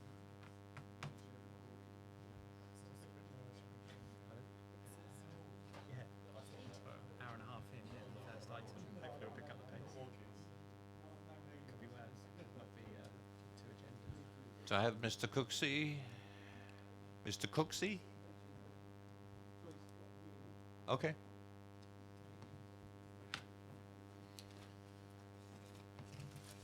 If you could just sit there, please, Mr Cooksey, and the officers will introduce the application. Just sit still. Just wait for a minute, please. Officers. Yeah, thank you, Chairman. So this is item number 2, and it is for the erection of a detached dwelling and detached garage following demolition of some agricultural buildings at Kingsclear Nursery, just off the bypass there. The report is set out from page 79. If I could draw members' attention to page 4 of the update sheet, there are comments there that from the viewing panel. And then further below that, comments in relation to paragraph 14 of the MPPF, which clarifies the position of the Kingsclear neighbourhood plan in our current climate, with the 5-year land housing supply, and the weight to be given to any conflict with that neighbourhood plan. This is unique to Kingsclear because it meets the tests which is set out in the report. So yeah, I'd recommend members have a look through that, and as a result of the clarification that's set out in there, there is an amended reason for refusal 1, and again that's referring back to the neighbourhood plan. Thank you. Mr Cooksey, you have 4 minutes. The microphone switch is it's silver button on the bottom there. That's it. You're off. The proposed house is for the daughter of Mr. and Mrs. Vandensberg, who was born in the village and wishes to be near her parents in their older years, and they own the land, all the land adjacent to the property. The house will be built to a high standard of efficiency in all aspects: insulation, heating, method and lighting. Highways apparently have no objection. I can confirm that there will be adequate parking for a minimum of 5 vehicles. Landscape team, no request for information has been received. Negative comments on the visual impact of the size and height of the proposed building are unfounded, as the whole site has natural screening on all elevations. On 2 sides there are high leyland hedges, and on the elevation facing the road there is a natural mature tree line which would be enhanced with some evergreen additions. Plus, on the roadside elevation up against the road there is a further tree boundary. At the rear of the property, there would be a new planting of a new hedgerow with some mature trees. The property itself would be built in a natural materials, clay tile elevations to the roof, half timber weathered boarding above Hampshire blend, handmade bricks and hardwood window frames. The most part of the roof would be visible only when the trees had lost their leaves. It is based on the proportions of a barn. There will be no visual impact on its surrounding. Key issues: impact on landscape character would be nil, as all boundaries will stay as is, and the area on which the house would be built is clear ground. Environmental: should be noted that this site was given a clear organic certificate in 2009, from which time the site has only had logs stored on it and a few pallets of York stone. The desktop study obviously would be undertaken. The ground report, in my view, it would be unnecessary, having had the previous, and it's only ever been used for agricultural purposes. Absent the asbestos roof of the single garage, this would be disposed of by licensed contractor. Biodiversity reports, we will obviously would comply to all environmental issues, except that appraisal will be required. Tree appraisal was not requested. There are no trees within the site where the house would be built, therefore a tree report is unnecessary. Boundaries, the land is on 2 elevations of natural hedgerow on the road elevation and none on the 4th boundary. There is 1 semi-mature oak which is not to be touched. Thank you. Thank you very much. If you could, no. In case the members want to ask you any questions, are there any questions for the speaker? Nope. Thank you very much. Had to ask them. And yes, Councillor Radigan. Thank you, committee. Thank you, Chair. Thank you all for attending the viewing panel. I'd just like to pick up the reasons for refusal. But before I do that, I'd like to point out the concerns of the parish council, who set up a neighbourhood plan which promotes sites of 10 plus within the neighbourhood plan and does not, in my view, expect the rest of the village to remain in aspect. So single site dwellings are happily to be promoted as long as they don't interfere with the conservation zone within Kingsclere. So let's look at the reasons for refusal. They are, in my view, subjective. The application failed to demonstrate an exception. Well, the exception is SS6 because it's previously developed land. There is no question that there are buildings within the curtilage of the new dwelling. The second, such a building would appear imposing and uncharacteristic. Well, many who were on the viewing panel would have seen the house of the current owner. It is large and is substantive. It does not affect the wider landscape or character of the Kingsclere area, and therefore I do not believe that it is a reason for refusal. The applicant's agent has just confirmed that he is happy to have a protected species survey as a condition before development is started. So therefore that falls away.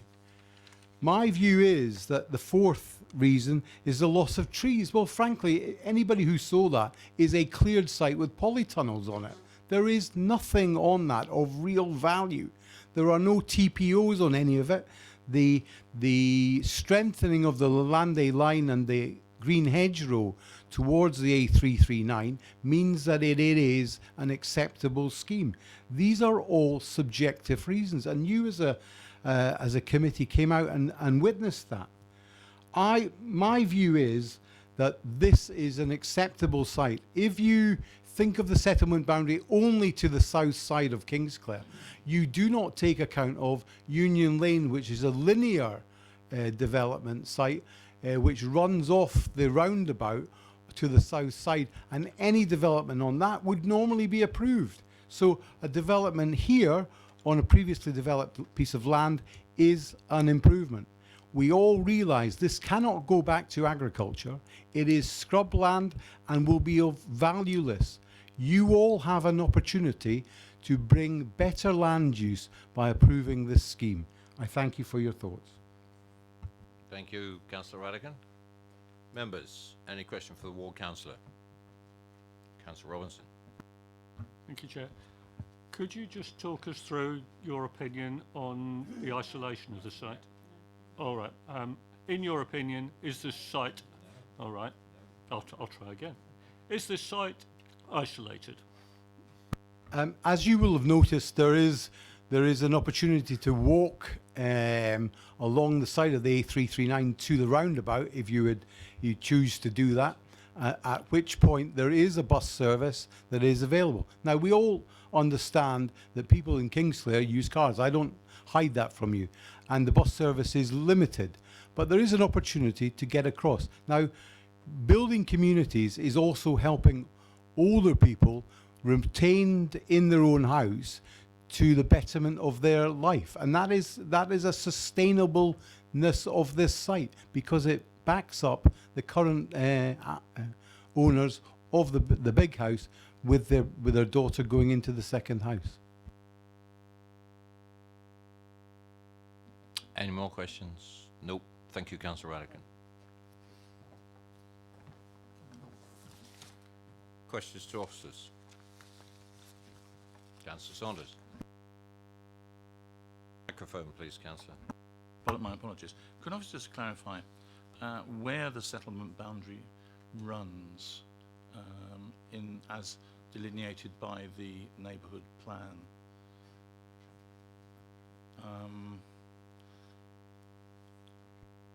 Yeah, sorry. So yeah, the settlement policy boundary is to the south of the A339, which you can just make out at the bottom of that plan there. So it's on the other side of the A339.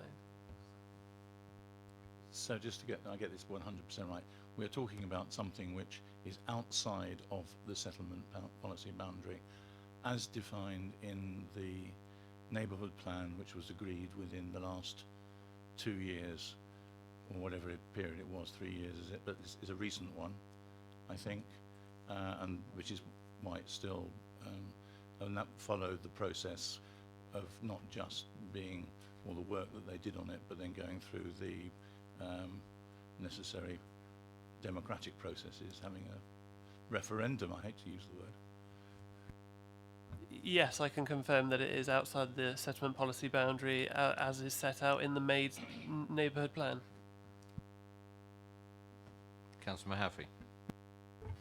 Thank you, Chair. Could officers please give me some direction on Councillor Radigan's point about the neighbourhood plan referring to settlements of 10 houses, therefore it's not applicable because this is a single house. I don't know if that's relevant or not. Thank you. Yeah, so as set out within my report, the neighbourhood plan does allocate a number of sites for residential development, and along with the allocated sites, it does have policy K1, which is the title is non-allocated residential sites within the settlement policy boundary. So planning applications for residential development on non-allocated sites within the settlement policy boundary will be supported where they meet a range of various tests. But as set out in my report, this site is not within the settlement policy boundary, and the neighbourhood plan doesn't provide provision for dwellings outside of that. Councillor Potter. Thank you, Chair. Could the officer just assist me in regard to interpretation under SS6? One of the subsections, obviously, it's very clear in the report. It is being stated, as the site does not constitute previously developed land, it is not necessary to assess the proposals against a number of criteria. We've heard from Councillor Ratigan that he believes it is previously developed land, and obviously we went on the site visit and saw some evidence of historical nursery provision on the site. Do you stand by the non-previously developed land category that you've put it under? Yeah, thank you, Councillor. So yeah, as you can see, set out on pages 84 and 85 of the report, yeah, the conclusion is that it's not previously developed land, and I've provided there the definition of previously developed land as set out in the latest version of the National Planning Policy Framework, which excludes land which is occupied by agricultural buildings, or was last occupied by agricultural buildings. So yes, it is not, in our view, previously developed land. And just to confirm, we heard Mr. Cooksey say himself that the status of the land was agricultural. No more questions? Debate?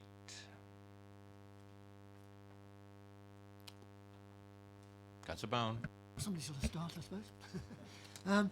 Yeah, I attended the site visit. I mean, I noticed the large house that Councillor Ratigan referred to. I don't know when that was built, but presumably it was outside the settlement policy boundary, that, or is now.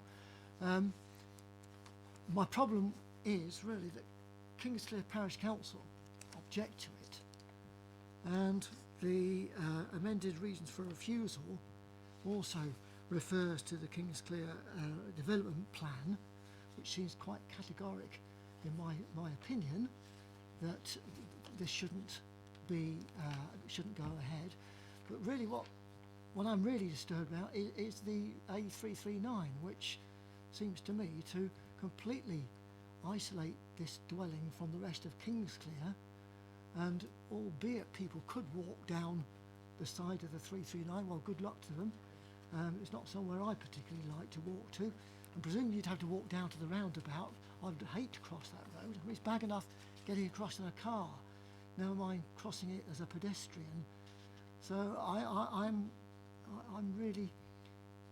not struggling with this. I'm not in agreement with this planning application.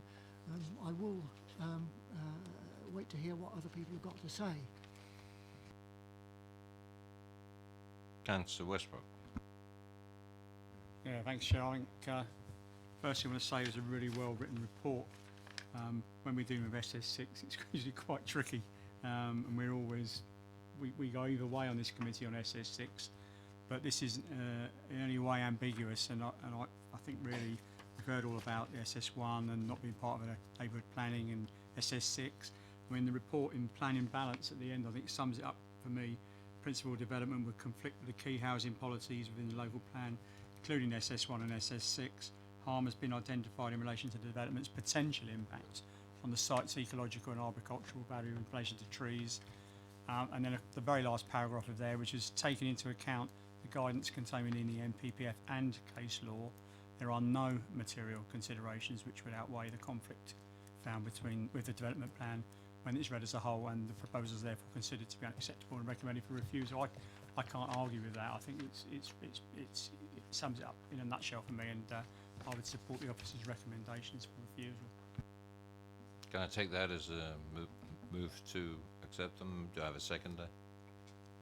Councillor Saunders, is that seconding the motion? Yes, I'm happy. I will second it. Okay. Properly moved and seconded to accept the officer's recommendation for refusal. All those in favour?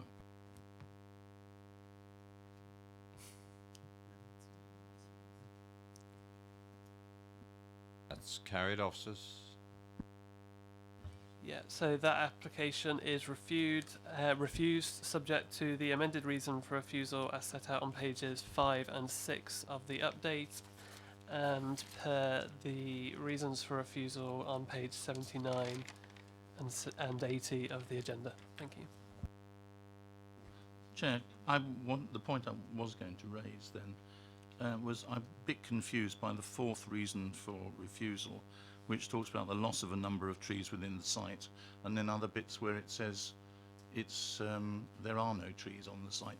Can we get some clarity on whether or not these trees exist and therefore there is loss? Because otherwise we might have a reason for refusal which won't stand up. Thank you, Chair. Just to confirm that decision has been made, the vote's been taken, and perhaps if you would like clarity, it might be one to pick up with the case officer in discussion tomorrow.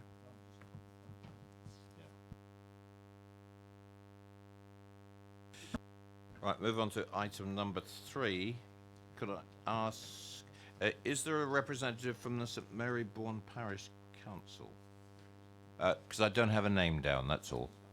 Tony, please come forward. Tony Stiles. Good evening, and if you could just sit there, I'll get the officers to introduce the application. Thank you, Chair. So item 3, land at Denning Wood, Upper White Lane, St Marybourne.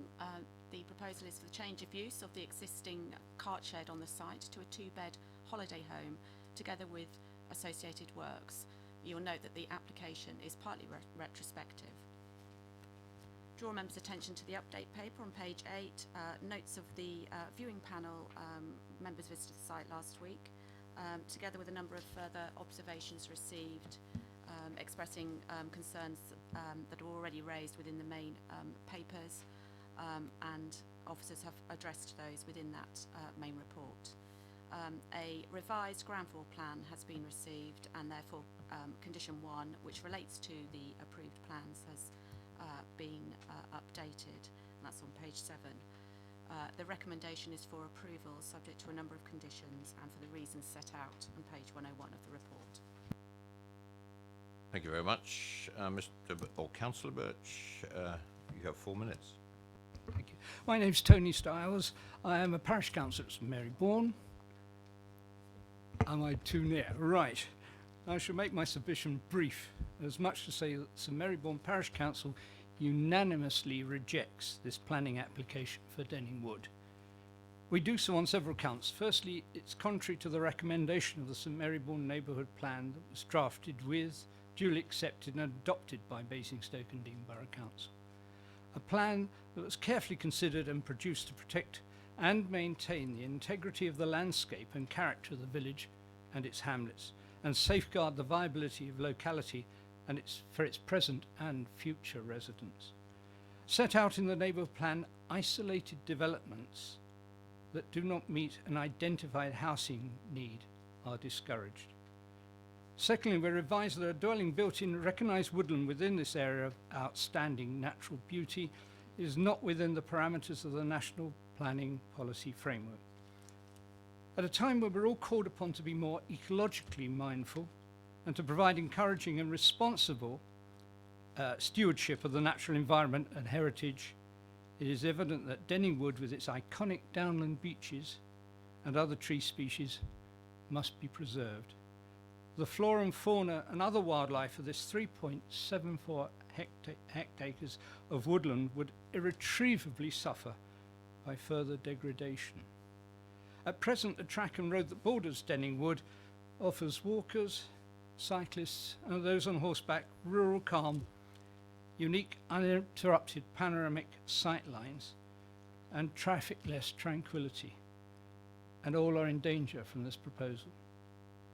Thirdly, as an unsupervised holiday let, the owners being remote from the site, this sensitive woodland setting will be at fire risk. Added to which it is an unsuitable site due to lack of services. There is a real concern about water supply via the inadequacy of borehole access. The proposed electricity supply will encounter intrusion on many wayleaves and radically impact on the already mentioned unsullied sight lines, which have been observed and noted in compiling our design statement. As a parish council, we have solid reason to oppose and find no virtue in this proposal and therefore object to it. Thank you.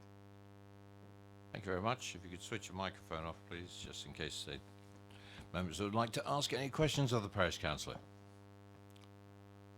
No? Councillor Stiles, thank you very much. Mr. Blair, please.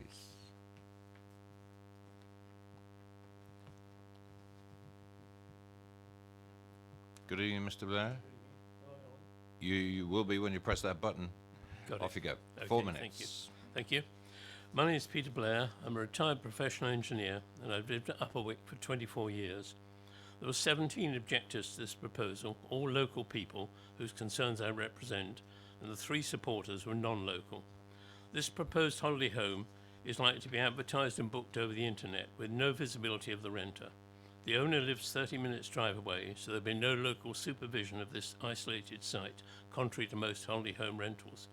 Committee visitors to the site will have noticed there's no boundary between the small development area and the rest of the 3.7 hectares, and so holidaymakers can use the whole wood for activities which will constitute a fire risk and noise and disturb wildlife. Activities such as football, trail bike riding, clay shooting, parties, mini music festivals may be held. A large area of open grass is available, ideal for camping. The fire risk, already high, will be increased further from barbecues, cigarette ends and litter.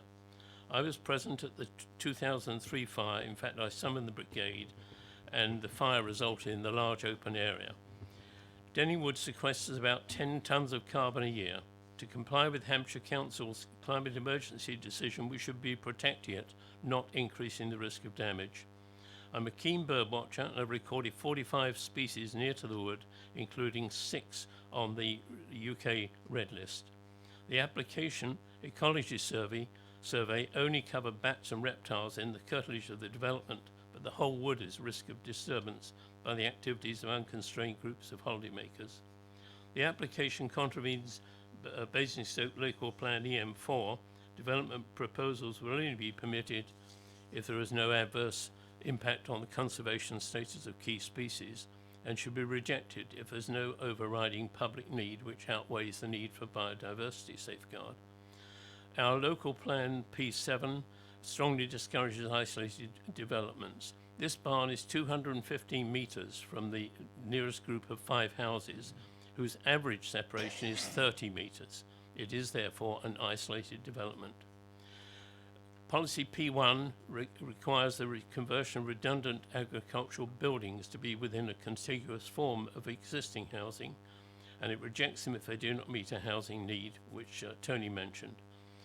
Nowhere in the St Mary-Bourne plans or Basingstoke do the words holiday homes appear. There's no policy guidance. The emphasis in our local plan is on the development of integrated local communities, which we do not think is compatible with the aim of this, of a rented property like this. The narrow lanes and tracks around the Denning Wood are regularly used by walkers and horse riders. Being quiet, they're frequently used for training children on horse riding. You have Local 1 minute. people and regular users are used to suddenly encountering these groups. Introducing holidaymakers is a road safety risk which was not considered in the Highways report. In conclusion, the reason for the condition on the 2003 approval is still valid, that it shall not be converted for any residential or other commercial purposes in order to preserve the amenities and character of the area. Thank you. Thank you very much. Any questions to the speaker? Any questions? None at all? Thank you very much. Ms. Birch, Mr. Baker, please.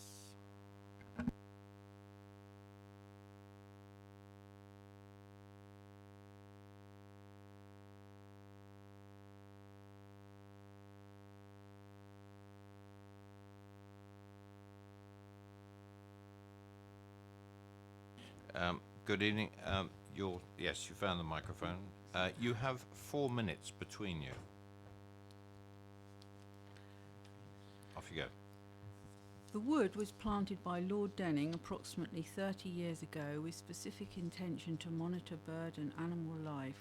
With a similar sized wood in Sussex, on the death of Lord Denning, the wood was passed to his son and was then purchased by me. There were several offers for the Denning wood, some in excess of my offer, but mine was accepted because of my interest in wildlife. My background is agricultural.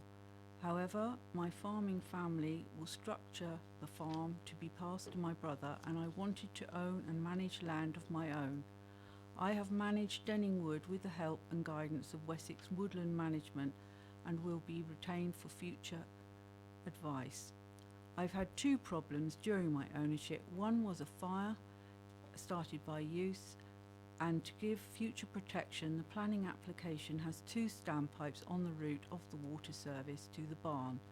However, this has been frustrated by the illegal disconnecting and cutting off of my water supply to the wood by a neighbour, contrary to the title deeds. I need to continue good management of the wood and extend my interest in bird watching and wildlife, and these 2 items will be helped by converting the barn to a holiday cottage. There has been serious misinformation circulated by several of my neighbours. I have owned this woodland for almost 20 years, and I have never had intentions of causing additional traffic or litter and noise problems. We enjoyed the woodland peacefully with previous neighbours. This conversion will also make it a lot easier to manage and keep the woodlands safe from vandalism and fire, especially. It is not for a holiday letting, it is for my family and not a commercial use. My name is Derek Baker and I'm the architect. The design... The design concept for the conversion to a holiday cottage is set by the desire to maintain the original appearance of a small agricultural barn. The proposal does not increase the footprint of the building, and any building work will be carried out in oak to match the existing. The oak will also extend to the inner lining of the external walls, the internal partitions, with the exception of the kitchen and bathroom, which will be plasterboard and ceramic tiles for hygiene use. Ceilings and floors will have a similar specification. Space between the external wall covering and the internal walls will be insulated with fire retardant quilt or slab insulation. Windows, doors and roof lights will be oak framed. Windows and doors have oak shutters. You have 1 minute. This will give the appearance of a small barn when not in use. Services, heating and hot water will be by electricity. General use water, i.e. showers, toilet, etc., will be collected rainwater. Drinking water will be by the reinstatement of the original pipe supply. There is no formal landscaping work proposed, and the site is to be maintained as natural woodland in a country area. Access to the lane requires the entrance gates to be set back, and a short length of fencing on either side will be replaced with wood gate, post and rail fencing as requested by Highways. The stone gravel track will be maintained as the access. The parking area will be established by laying concrete grasscrete mesh that will allow the grass to grow through. There is no formal flower beds. The natural flora and fauna will be allowed to establish itself. The whole of the external works, including tree protection, planting, will be carried out in accordance with policy EM1, and these conditions have been agreed.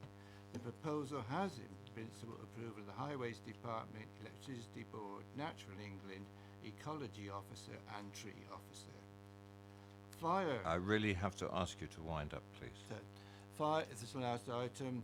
The fire is a risk, and this is being covered by the introduction of 2 fire standpipes.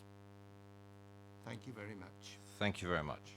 If you could switch your microphone off, please. Before we go any further, we have a report in front of us tonight. The application, we just had a look at the application of this, or the application form, and it stated this was for a holiday home. In the reasons for approval, this was treated as a holiday let, and the whole basis of this report is made on that assumption. Now, we can progress this, and the decision, and I take it that Ms. Birch, you are the applicant. We need to resolve this in one of 2 ways. You can either withdraw the application, or we can defer the application to clarify exactly what the purpose of this structure is going to be, because you've stated tonight in front of the committee, as if my memory serves me right, you did also with the viewing panel, that it was for your own use, and that was fairly obvious in your presentation this evening. But we cannot carry on assessing this application because we have a confliction here with an application that's being deemed as we address it one way, or the officers address it one way as a holiday let, but if it's for your own personal use, we address it in a totally different way and other policies kick in. So a deferment would mean that you would have to again make a statement of exactly what the purpose of this property is going to be, and liaise with the planning officers, and then they would advise you on the best approach for this. But as a committee, we would have to vote one way or the other. Now, what we will do, and what I'm going to recommend to the committee, is that we vote for a deferral, because we cannot make a decision on this tonight. Subsequently, whatever you agree with the planning officers, that will be your decision. Is that clear? I've noted in references, I think it was mainly from Wessex Timber, that they put the word to let. I actually sent emails to the planning officer concerned saying it was not to let. So there is a record on file that it is for their own personal use. Okay. The point is, we can't get into a discussion about this right now. The way we progress this evening is that I will move from the chair for this to be deferred. I'm asking for a seconder, Councillor Harvey, and I'm going to call for the vote, and after that, the negotiations you can have with the planning officers so we can move this forward. Okay? That way everybody will be very clear on how this application will move forward in the future. It's been probably moved and seconded for this application to be deferred. All those in favour? Thank you very much. That's deferred, officers. Yep. Unanimous deferral for clarity on the nature of the application. And thank you very much. And that's brought a little bit of clarity. We can now get you to move forward with your application. Councillor Mahaffey.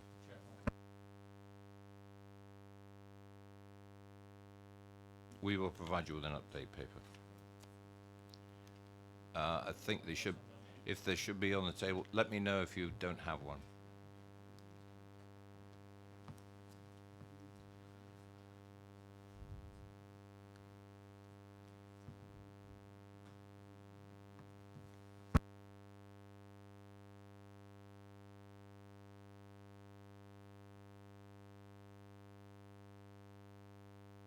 Right, move on to item number 4. Mr. Lester and Mr. Ross.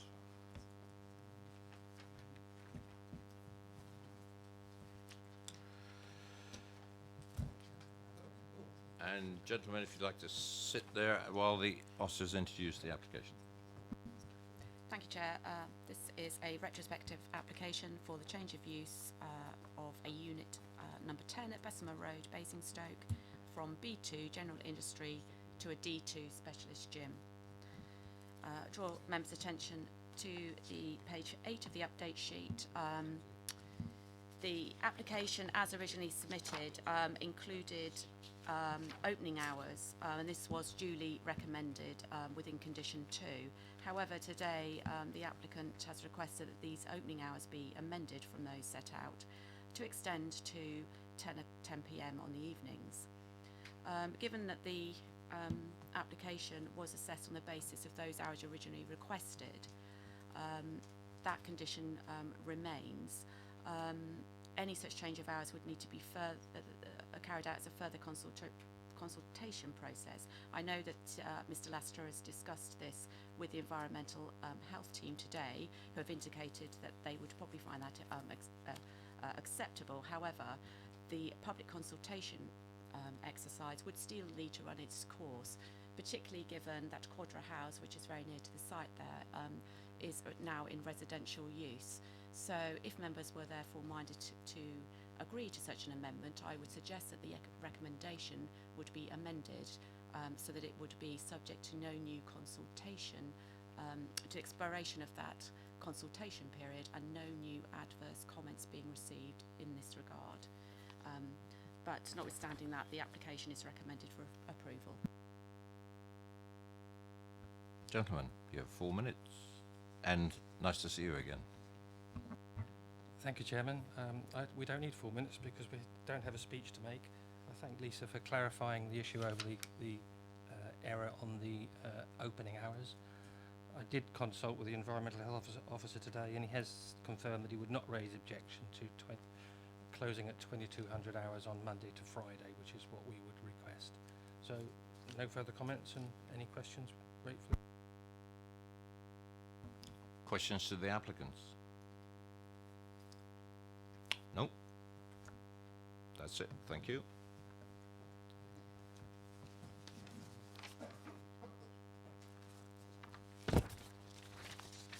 Questions to officers? None. Any debate? Because I will move it. Oh, Councillor Robinson. Thank you, Chair. I was just going to move the recommendation, so... Fine, I'll second it. With the amplification that was provided by Lisa, all those in favour of approval?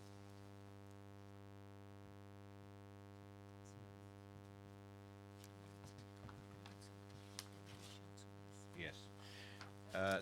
I'm being reminded that the delegation of... no, you say it better than I do. You go right ahead. But it's that delegation that we need to have included. So it'll be subject to a further public consultation period, during which no new adverse comments being received, and therefore delegated authority to officers to issue the decision for approval with the extended opening hours as set out in the agenda. Thank you very much. Move on to item number 5. And Mr. Hewitt, please.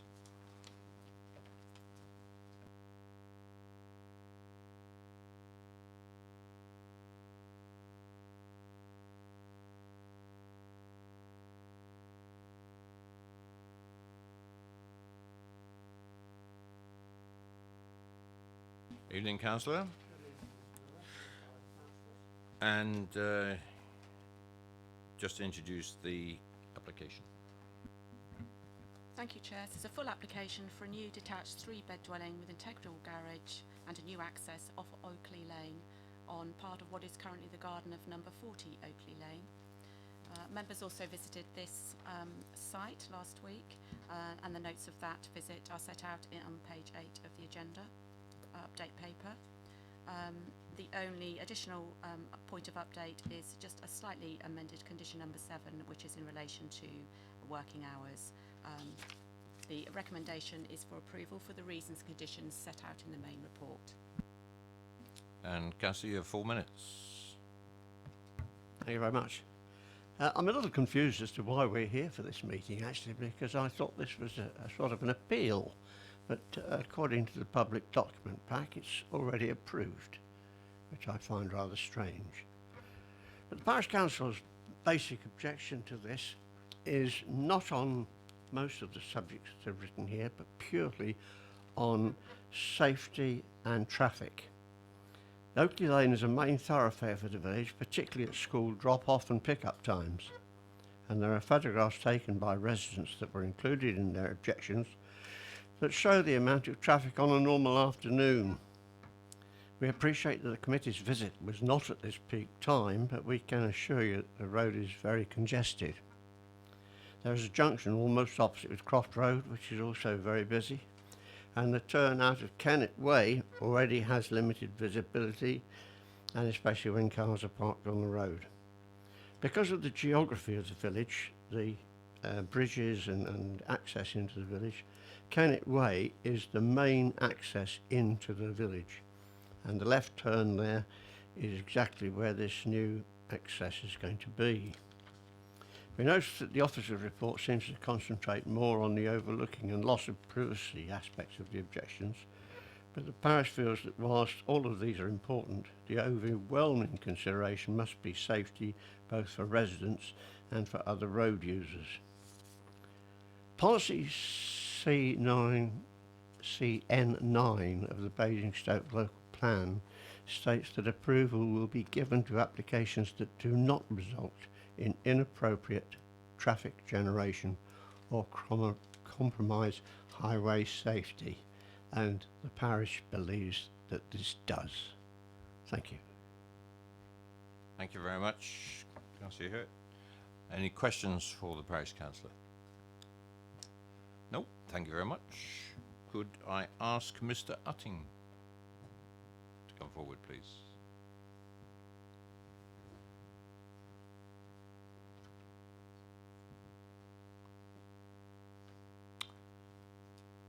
Good evening. That's the one. And you have 4 minutes. Thank you, Chairman. Thank you for giving me the opportunity to address you all this evening. Your officer's report deals with this application very thoroughly, so I only wish to emphasise a few points for you to consider. A little bit of history first. When I was first instructed by my clients in 2018, I advised them to withdraw an application that was in at the time to develop land at 40 Oakley Lane with a detached 4-bedroom dwelling with single carport, and instead to engage with your officers to agree a more modest proposal. My clients therefore committed, under my guidance, to a pre-application inquiry, and following the negotiations held with your officers between summer 2018 and summer 2019, your officers confirmed support in principle for the proposal now before you.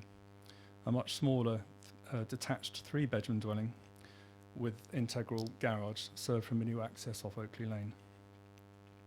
The submitted plans in your papers show how the existing dwelling on site will be provided with a reconfigured private garden of increased usable area, and how its existing access from Oakley Lane and existing car parking and vehicle manoeuvring area will be retained.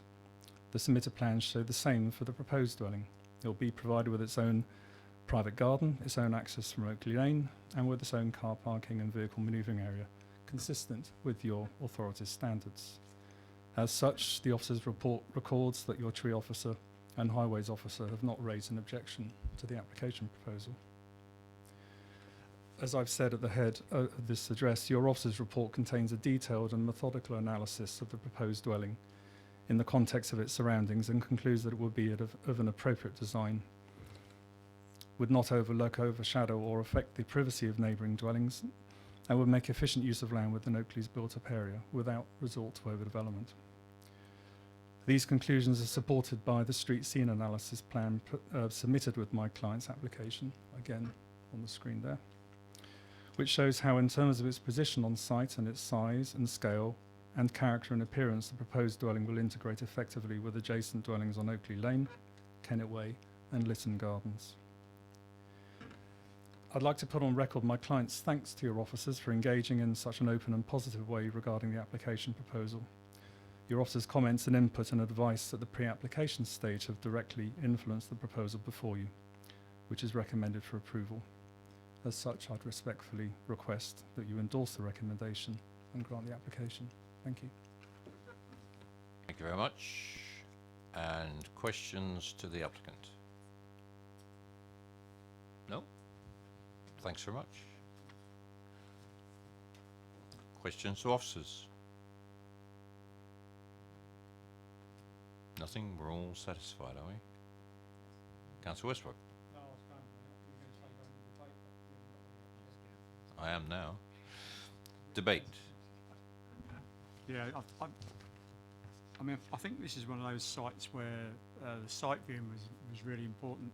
We showed around by the applicant. I mean, it was pretty clear that there was a number of access points along that road already in use, and it's a long, straight road with good sight lines. Also, highways have shown no objections to it.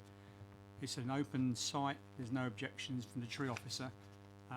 But I think the thing that struck me was the lady who showed us around, the applicant, I assume, was talking about the overhead cables that used to run on the plot. I think we could all see from sight that there would have been two plots, two houses on the site originally, if it hadn't been for the fact that these other cables were there. Obviously, they're not there now, and it makes perfect sense to me to this application, approve this application. I'm happy to do that, Chair. Thank you very much. Anyone, do I have a seconder? Or Councillor Potter, off you go. Thank you, Chair. I'm happy to second. I mean, I think just concentrating on the point that the parish council has raised, really in regard to vehicular access and egress. I mean, plainly, I think what is being proposed here is safer in terms of its location proximity to Kennet Way than number 40 itself, I think, really. And looking at the minimal, I guess it would be minimal, we're talking about a 3-bedroom house, a couple of vehicles, I guess, anyway.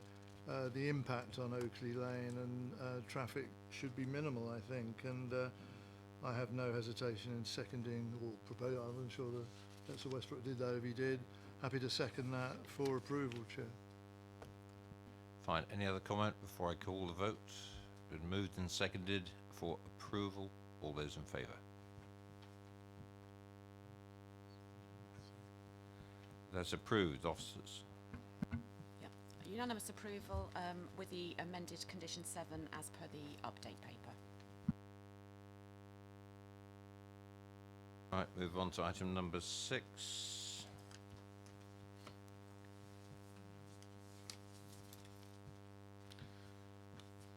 Could I ask Miss Miles to come forward, please?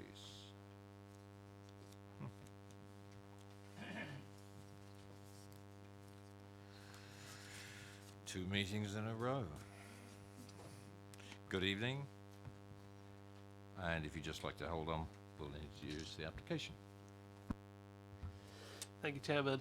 This application is for the demolition of equestrian buildings and the erection of a 2-bedroomed detached dwelling at Meadowbrook Farm in Ball Hill. The application is recommended for refusal for the reasons set out on page 154 of the agenda. If I quickly draw members' attention to the update sheet on page 9, there are brief comments there about the viewing panel meeting. And just to clarify, as requested following the viewing panel in terms of the previous appeal decision on this site, that was considered under the current local plan policies, and the main issues were the effect on the character and appearance of the North Wessex Downs area ARMB, and whether the site offered an acceptable location for the proposed development, having regard to its accessibility to local facilities. Thank you. Sorry, I was talking to officers.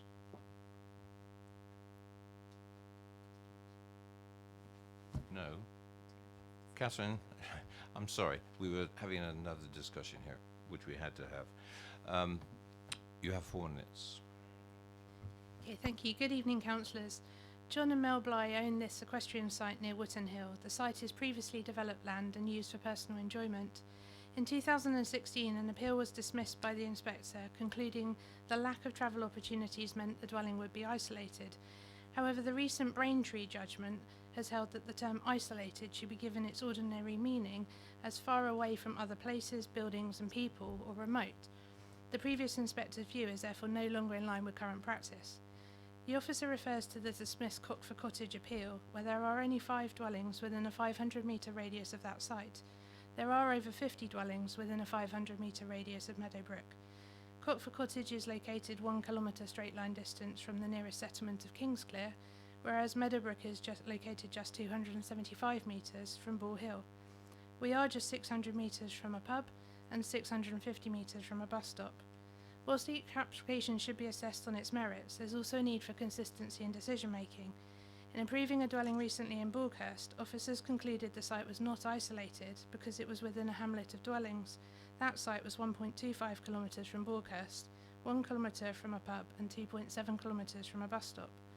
Officers found that close proximity to a few dwellings was sufficient to approve a new dwelling in Binley, despite there being only 3 dwellings in a 500-metre radius and 3.5 kilometres to the nearest bus stop. In Braintree, Lord Justice McComb stated that the adjective word isolated is itself generally used to describe a location. It's not an unfamiliar word. It's commonly used in everyday English, derived from the Latin word insula, meaning island.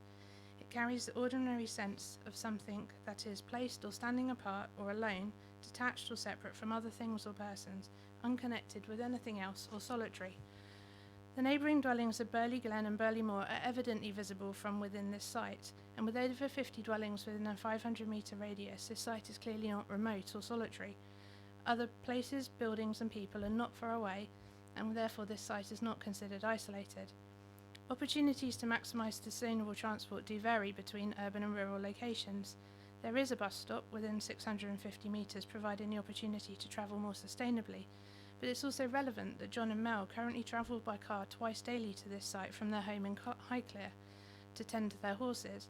Private car trips will therefore be significantly reduced by their living on site. The proposer will also release a family home in the area, enabling John and Mel to downsize. In 2016, the inspector found that a 2-storey dwelling would impact negatively both due to its height and appearance, emphasised by the amount of glazing. We've significantly reduced the bulk and massing, and the single-storey roof line is now comparable to the existing stable block. Glazing is minimal. The officer concludes that development would correspond with what currently exists on site. would not result in harmful visual impacts to the right-of-way and is acceptable in design and would not harm the character of the area. We agree that the proposal is therefore in accordance with policy SS6, EM1 and EM10 of the local plan. Concern is raised at the lack of outdoor amenity space. The officers 1 minute. Thank you.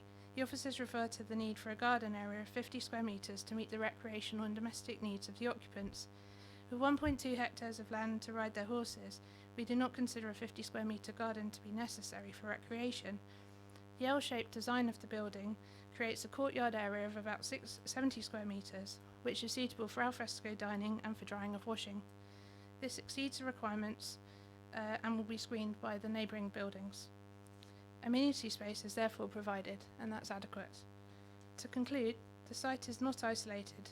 Siting and design is acceptable, and the proposal does no harm. No objections have been received, and the nearest neighbours support this proposal. We therefore respectfully request that you resolve to approve this application, and I'll be happy to answer any questions that you may have. Thank you. Thank you very much. And questions to the applicant? Councillor Potter. Can I just get into this sort of thorny issue around SS6? And obviously you were quoting the Braintree decision, and that's often quoted now, I know. But similarly, our attention's been drawn to another appeal which relates to Crookfir Cottage. I guess you're familiar with that as well. And the advice that we have, obviously, that the inspector making the decision that he or she did in that regard had regard to the Braintree case, but nevertheless came out with advice relating again obviously to isolated location. And we're told in this case that if we have regard to the Crookfir Cottage appeal, that the site we're looking at now should be determined properly and considered to be isolated under SS6A. Have you got any comment you want to make on that, please? Crookfir Cottage is located off the A339. It's between Kingsclear and Headley. So this report doesn't put that in context with where it is in relation to this site. My understanding of the Crookfir Cottage is it's near the Cottesmore Garden Centre off the A339, and the only facilities in that nearby area are the Swan, the public house, but it's about 900 metres walk away. And then I think I said in my speech that the Kingsclear settlement boundary in that case is the nearest, and that is 1 kilometre straight line distance. So there are material differences in our view between where Meadowbrook is located in relation to where Crookfir Cottage is located. Crookfir Cottage was found to be isolated for those reasons, but we're nearer a bus stop, nearer a pub and nearer the settlement, so we don't regard ourselves as isolated. Yes, officers.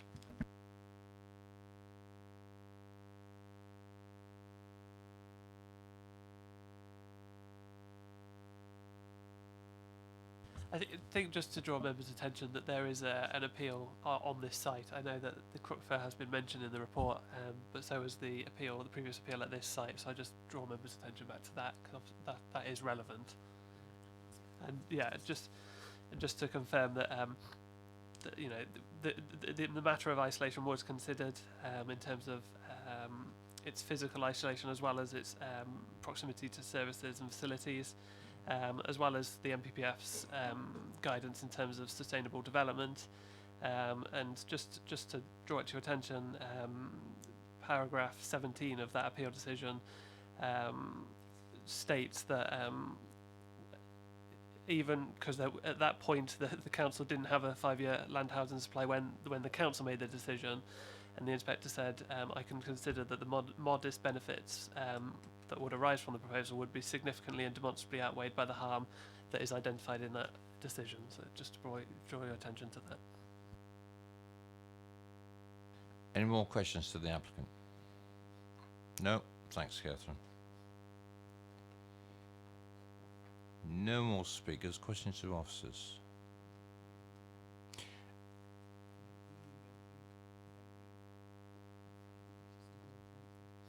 I'm sorry? Ward member? We didn't have you down to speak as a ward member. That was why I was moving on. Well, I did ask you last week, last Well, time, how you yeah. wanted to do it. Clearly, you've But forgotten. the Don't message, worry. message has gone to the That's fine. officers. I'll do it in debate if you like. No, no, no. Please go ahead. Right. Well, as the officers just... If you're speaking as a ward councillor, Councillor Saunders, I'm sorry, but could you go round to the end of the table? You...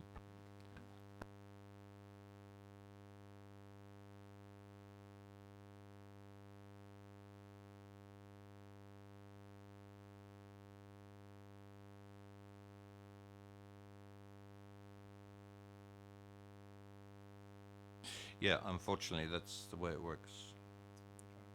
This is what we were discussing. If you're speaking as a ward councillor and you sit on the committee, you can speak as a ward councillor, but thereafter you have to recuse yourself from the committee. To debate this, Chair. The alternative is you can quite happily debate it. Well, they are, it's a formality we have to stick to. I'm sorry.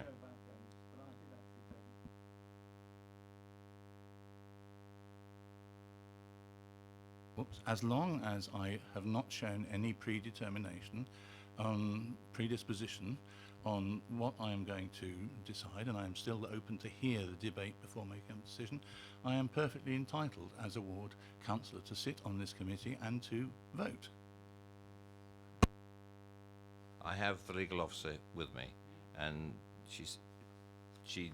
would you like to give the proper advice, please? It seems to be a conflict of the advice given to the councillor.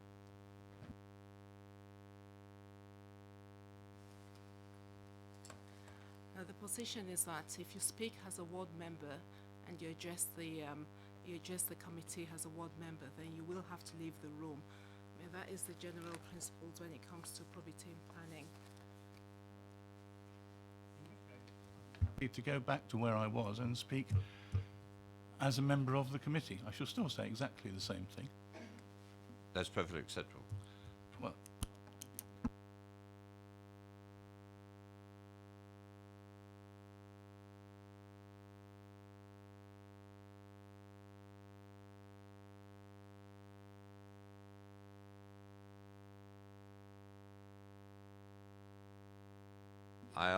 will ask again, are there any more questions to officers? Then I will move to debate. Councillor Saunders. thank you, Chair. The officers just mentioned the question of the planning inspector's conclusions, which he came to on isolation and harm to the local landscape. I think if we start with the last one first, significant differences in the design of the new proposal, which are now scaled back and essentially replace what's already there in terms of roof height, etc., mean that there is no longer that harm to the local landscape.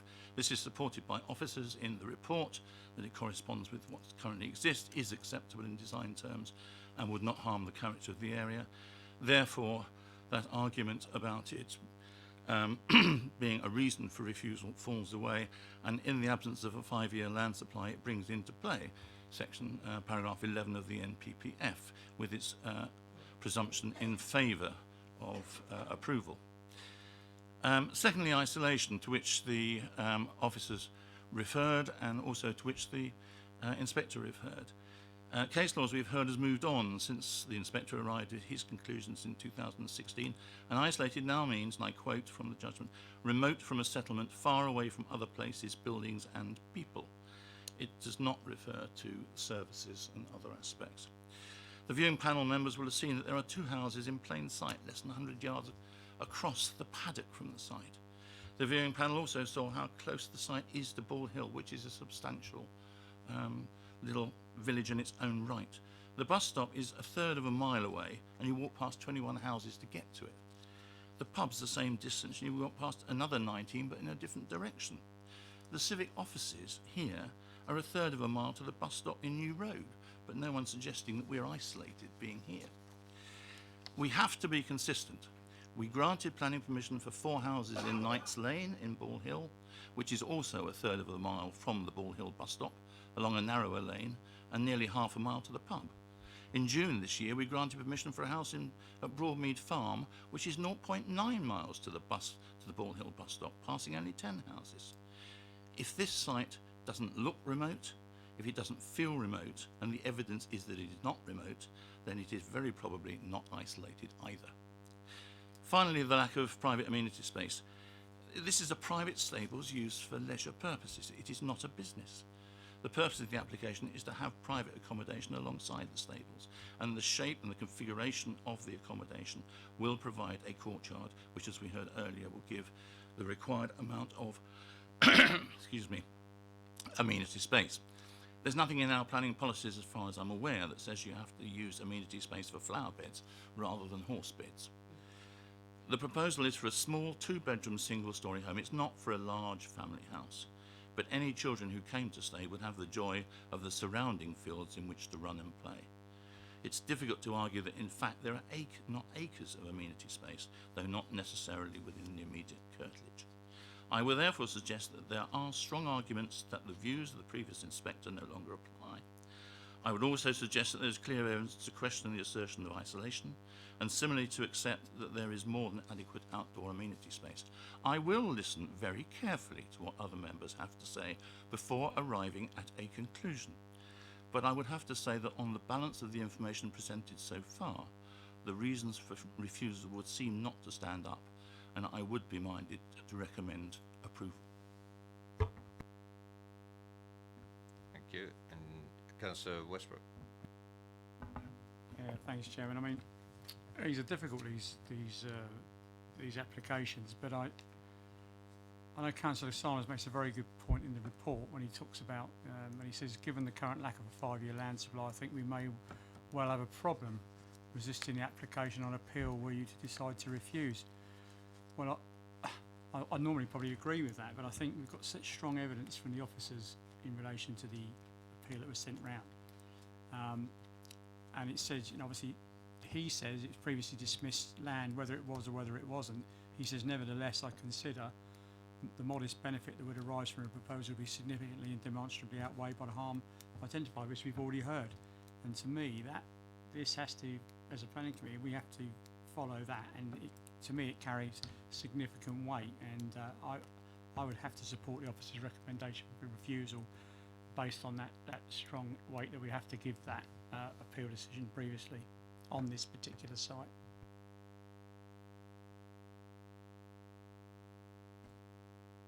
Councillor Robinson. Thank you, Chair. We've got 2 reasons for refusal. One, that it's isolated. Well, I've heard it's 600 metres from the pub, and it's just across the road from other houses. It's not isolated.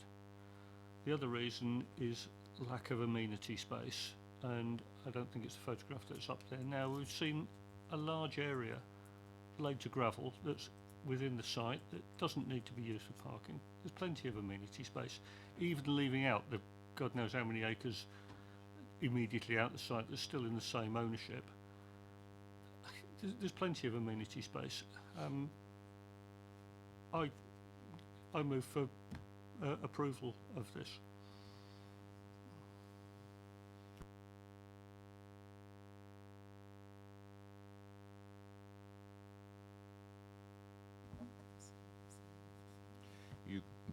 Councillor Robinson, do we have a seconder for that? For approval? Councillor Saunders? Oh, sorry. Yes, you're right. Okay, we've got 2 proposals. We'll take the refusal first, which is the officer's recommendation. Do we have a seconder? That's Councillor Bound. All those in favour of refusal? Those against?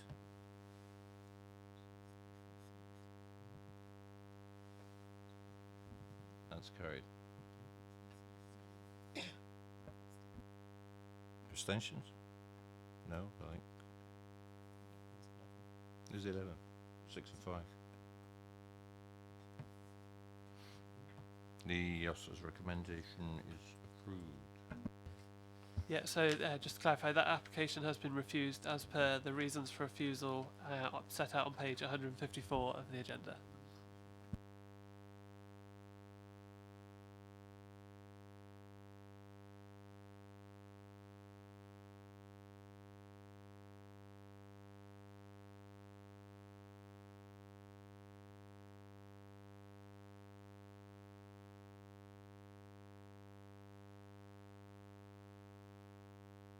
Yes, that, I don't know why that went wrong.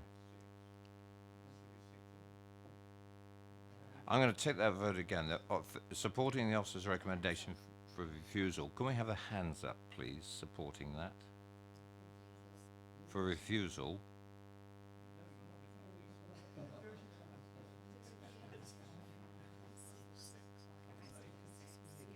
Against?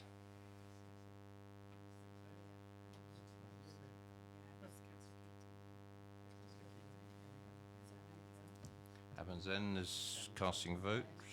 I will go with the officer's recommendation. That's the way it goes.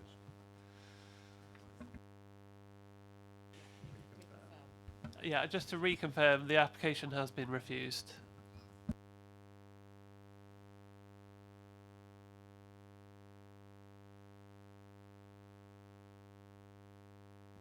As the moving on to the next item, item 7 was withdrawn, so we move straight to item 8, the old post office. And may I have Mrs. Lyon, please? Oh, sorry. Sorry, Alan Cox. Alan Cox.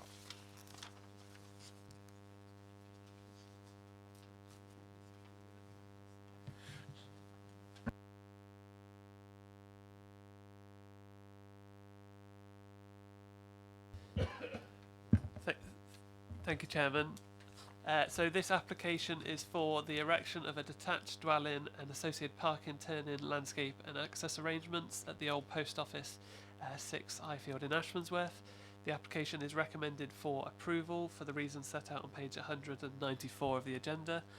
If I could just draw members' attention to page 10 and 11 of the update sheet. There are comments there from the viewing panel.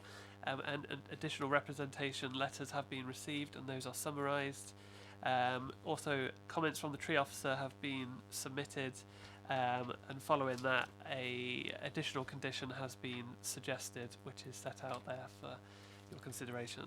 Thank you. Thank you, Mr. Cox. If you just press that one. Pardon me, it's Councillor Cox. You have 4 minutes. Thank you, Chairman. Thank you, committee. I chair Ashmansworth Parish Council. Ashmansworth is a very small village with only about 65 houses. It's the highest in Hampshire. We're right up in the clouds. We have a population of about 124 adults, so we are small. It was designated as a conservation area in 1989 within the North Wessex AONB. Very little has changed since our appraisal document was written in 1997, except the closure of the pub and the post office. It's got 9 listed buildings, many of these clustered around the centre of the village. 4 of these are within 200 metres of 6 Highfield, including one adjacent at 100 metres, where Mrs. Lyon, who is just behind me and will be speaking shortly, lives. And the centre of the village is visited by many who take photos of our historic thatched buildings, and we attract many walkers and cyclists. There has been no greenfield housing development for over 40 years, except for 1 or 2 agricultural houses away from the centre. The few new houses built have all been replacement buildings. Ashmansworth Parish Council and our residents are very anxious to preserve the unspoilt character of our village and avoid any inappropriate new developments, especially additional houses in gardens.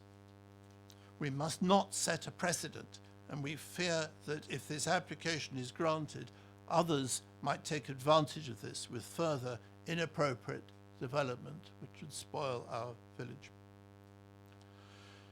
In addition, this site is small and adjacent to the sewage works, as those who came to view the other day will have detected. The sewage works serves just those Highfield houses, and I didn't see anywhere that it was stated that the proposed new house would actually connect to said sewage works and whether that would have sufficient capacity. Because when you only have 6 houses using something, to add an additional one is quite a significant increase. The applicant already has approval to extend his house, 6 Highfield, but now requests an additional house instead. We note that the case officer states that the principle of a new dwelling on the site is not supported, so it's rather strange to see them recommending its approval. On these grounds, Ashmansworth Parish Council strongly objects to the application. Thank you, Chairman. Thank you very much. Questions to the Parish Councillor? Councillor Robinson. Fair enough. Yeah, thank you, Chair. Do you know how often that sewage works has to be pumped out, as it was being the other day when we were there? I'm told once a week, but I can't confirm that. I would have to check. It is it's, I believe, a fairly small facility. Any more questions? No, thank you very much. Mrs. Leon, please.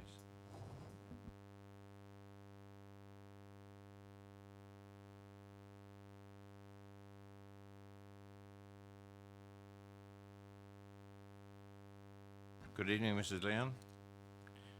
Microphone switch on the bottom there. You have 4 minutes. Good evening, everyone, and thank you for your time. I'm Flora Lyon, and I'm fortunate enough to live in Ashmansworth. I'm here to object strongly to the Highfield development on behalf of myself and the 9 people who objected on the planning website.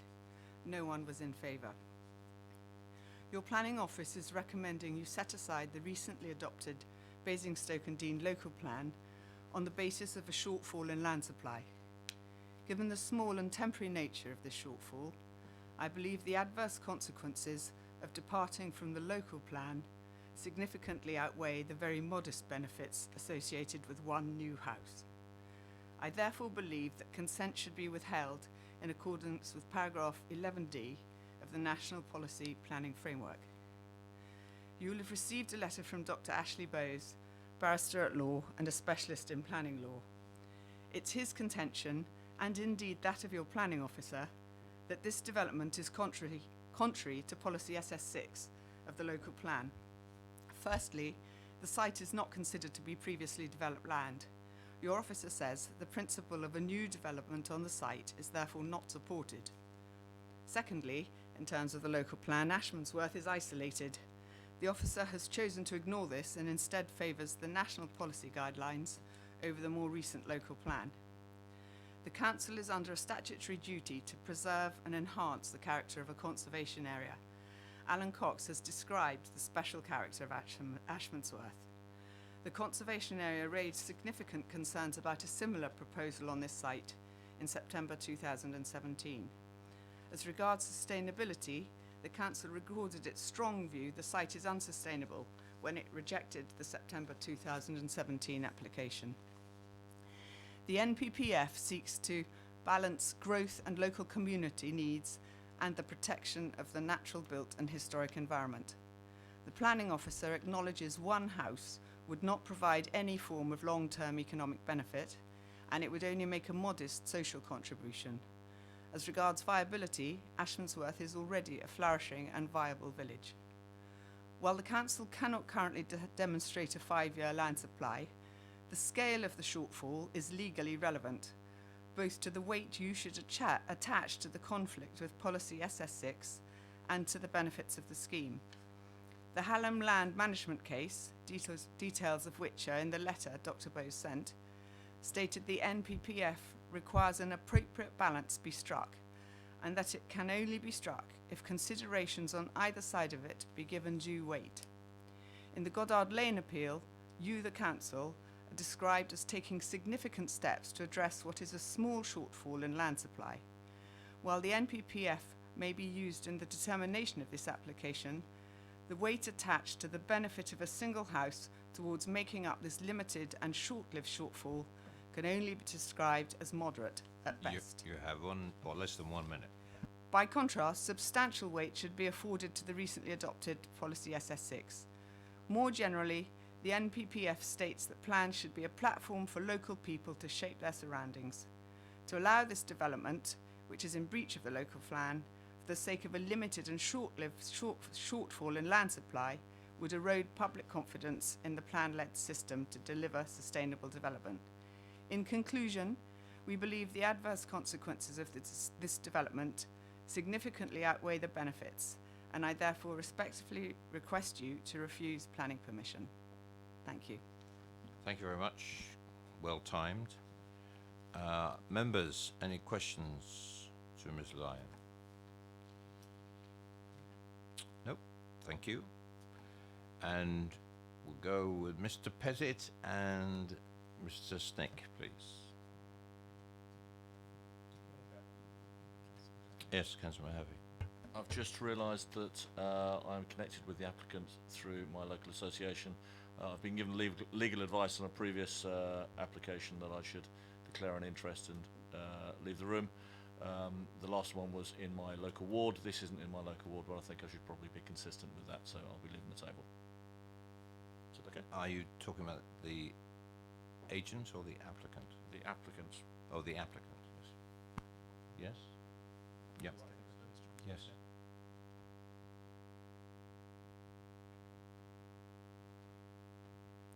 Gentlemen, you have 4 minutes. Thank you, Chairman. My name is Mark Pettit, and I prepared and submitted this planning application. Sat alongside me is the applicant, Max Snook, who currently resides at 6 Highfield with his wife, Hannah. Excuse me, I've got to stop you there. Councillor, you can't stay in the room.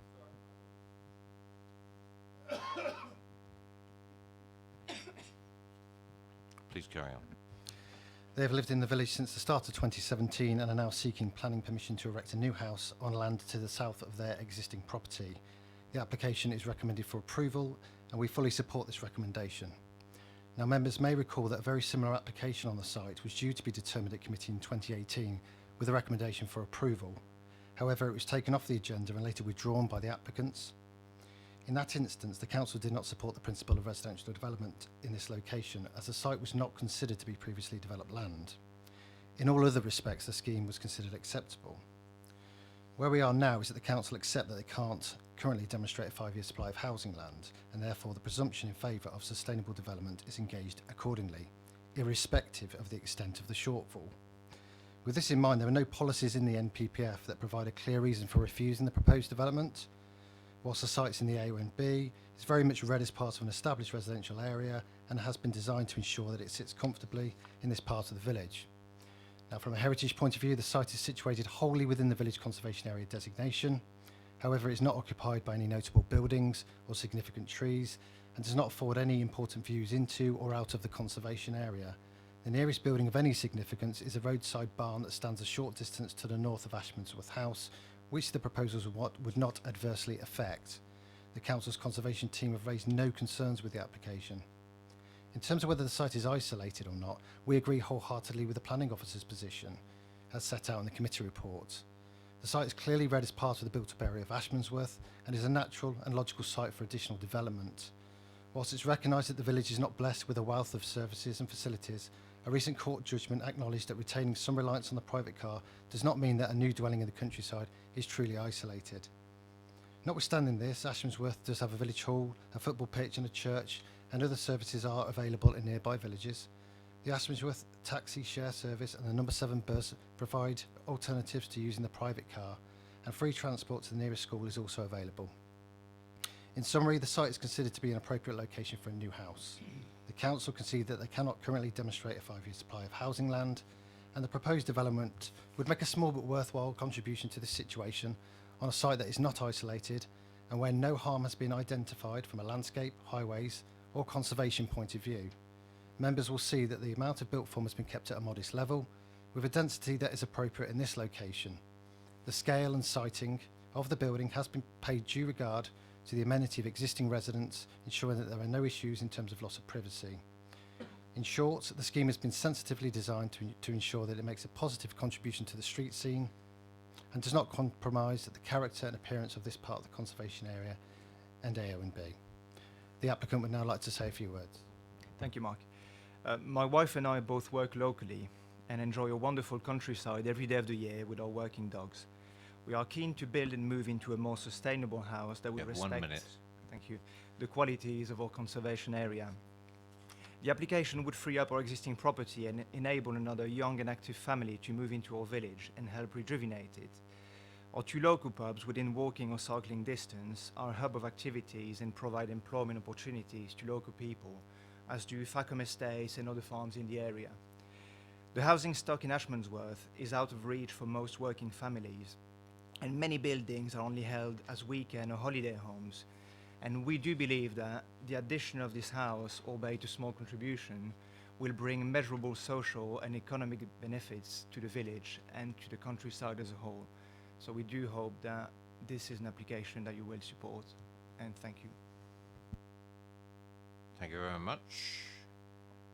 Questions to the applicant? Nope. Fine, gentlemen. Oh, Councillor Saunders. I'm just very intrigued where these 2 local pubs are that you can walk to. On either side of the village, sir, there's the former yew tree, which is now the Pheasant, just at the border outside of Ashmansworth, and the other one is the recently reopened Jack Russell in Facom, which is very popular with everyone in the village, and we do walk and cycle to there too many times a week. How far would these pubs be? I haven't measured it. I can tell you that it takes us maximum half an hour walking, and that's uphill and downhill for the furthest one, which is the Jack Russell. Thank you very much, gentlemen. Councillor Faulkner.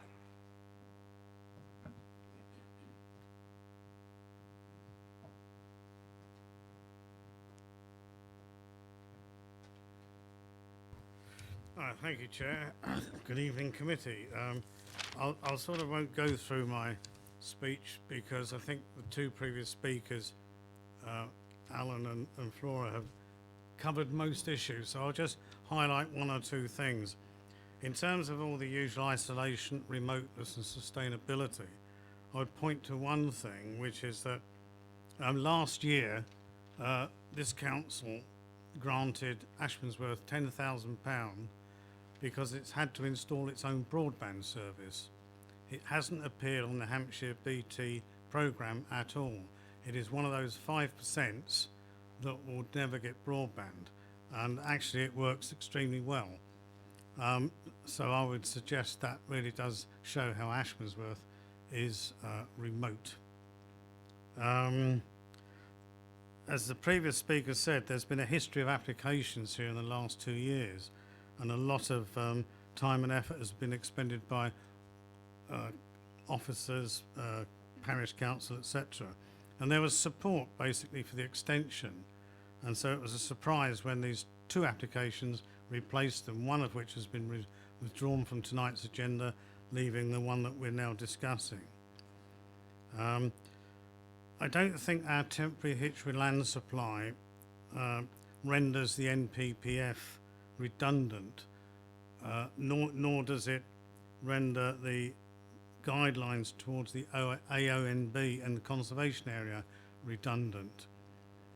From my own point of view as ward councillor, I support the conservation area, and I know from the parish council's meetings it's not inherently against development, it's against inappropriate development, and this small garden site is considered to be inappropriate in the conservation area. So basically on that basis I will support the parish council in its objection to the officer's recommendation. Thank you. Questions to the ward member? Nope. Thank you very much. Questions to officers? Councillor Mrs. Westbrook. Thank you, Chair. Can I just query on page 196? It says rear amenity space, 201 square metres. didn't look to be anything like that when we were on the site viewing.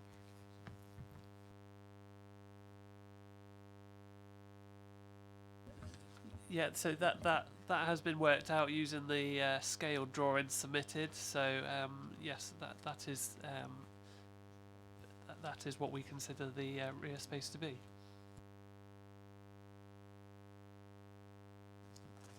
Any more questions to officers? Debate?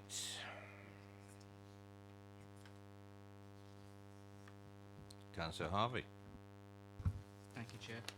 Listening to the arguments that have been put before us and then the officer report, it is fairly split. It's a difficult one, I think, particularly in regard to SS6.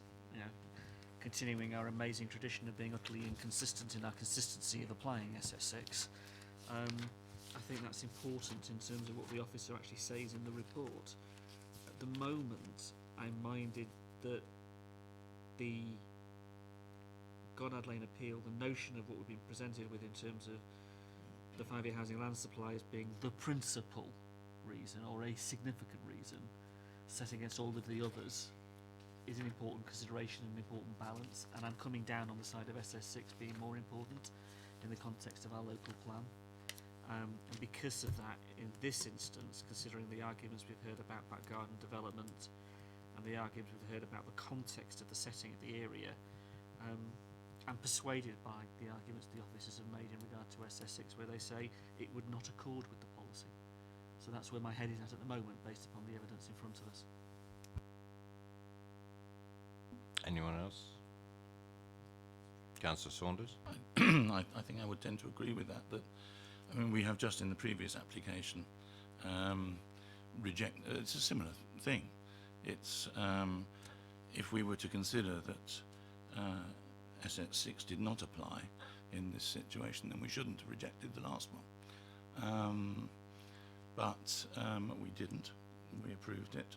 It may well get lost on appeal, but I wouldn't want to see this one being lost on appeal as well. But I think that's a risk that we have to take. We must be consistent in the decision making that we take and not shilly-shally backwards and forwards depending on whether or not it might look nice in its setting or wouldn't. In this particular case, I suspect this one would look a bit cramped, but if you're cramped next door to a sewage works, does it matter? It is a difficult one. Officers. Thank you, Chairman. Just to confirm that you're correct in terms of your reading of the officer report, that it sets out that the scheme is contrary to policy SS6, and that's in respect of whether it's previously developed land. It's not considered to be previously developed land given the MPPF definition, and there's no evidence of locally assessed need that's been presented. However, as we've heard, we can't demonstrate a 5-year supply of housing at the moment, and therefore we are into the presumption in favour of sustainable development that's set out at paragraph 11 of the National Planning Policy Framework, which says that where our development plan policies are out of date, which is the case in respect of policy SS6, because it's a policy for the supply of housing, that local authorities should grant planning permission unless any adverse impact of doing so would significantly and demonstrably outweigh the benefits when assessed against the policies in the framework taken as a whole. And that last part's quite important as well, because the framework as a whole includes paragraph 79 that informs that local authorities should look to avoid isolated homes in the countryside. And it's that definition of isolated, meaning far away from other places, that our advice to you is that we don't consider this site as isolated, which I think is probably, in our opinion, demonstrated by page 211, the location plan and the collection of dwellings that there are in Ashmansworth, which I think we would define as a settlement, as we do define as a settlement, although not having a formal settlement policy boundary.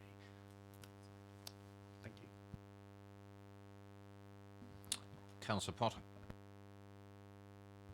I do think, you know, the last application and this one brings, you know, the sort of stark contrast that we face in this regard, really. There's no doubt, I think, that, you know, we're very clear in saying this doesn't satisfy SS6, it's not previously developed land, and ordinarily, you know, that would follow, it seems to me, with a recommendation to refuse the application, really. The only thing that overrides that, really, is this lack of the 5-year land supply, and that seems, in this occasion, and it will be in others as well, to predominate the way that we actually should analyse such applications. But I think that's got temporarily some severe implications for us, hasn't it, really?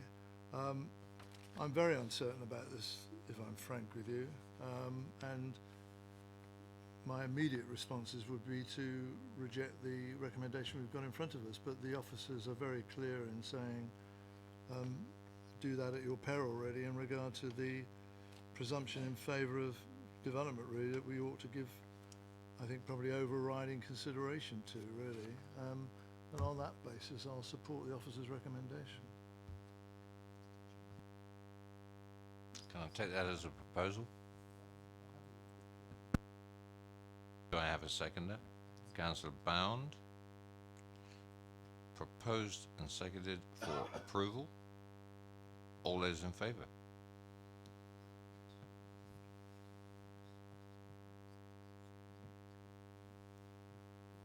All those against? Abstain? Nope, that's fine. That's approved. Officers? Yeah, so that application has been approved subject to the conditions. Oh, yeah, subject to the conditions set out on page 206 of the agenda onwards, and the additional condition set out on page 11. Yeah, on page 11 of the update sheet. However, it is as it's recommended for approval, there are a number of pre-commencement conditions that are yet to be agreed. So the application, if the chairman is happy to delegate the responsibility to agree those pre-commencement conditions with the applicant to officers. The answer from my point of view is yes. Committee, would you concur with that? Thank you very much. Yes, that is agreed. Right, we move on to agenda item number 6.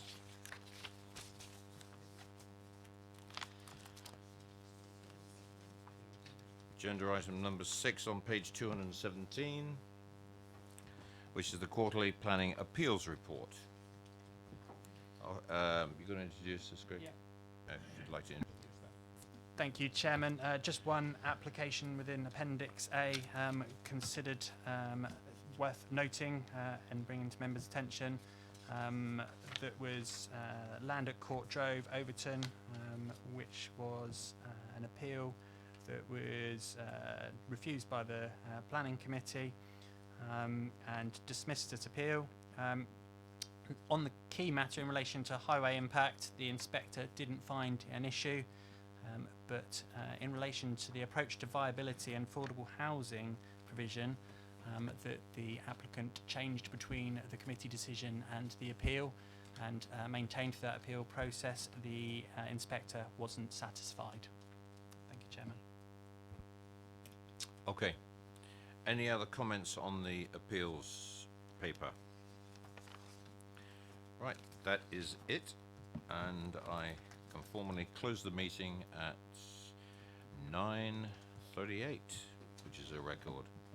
Recently. And I'll see some of you at the viewing panel a week on Friday. It never stops.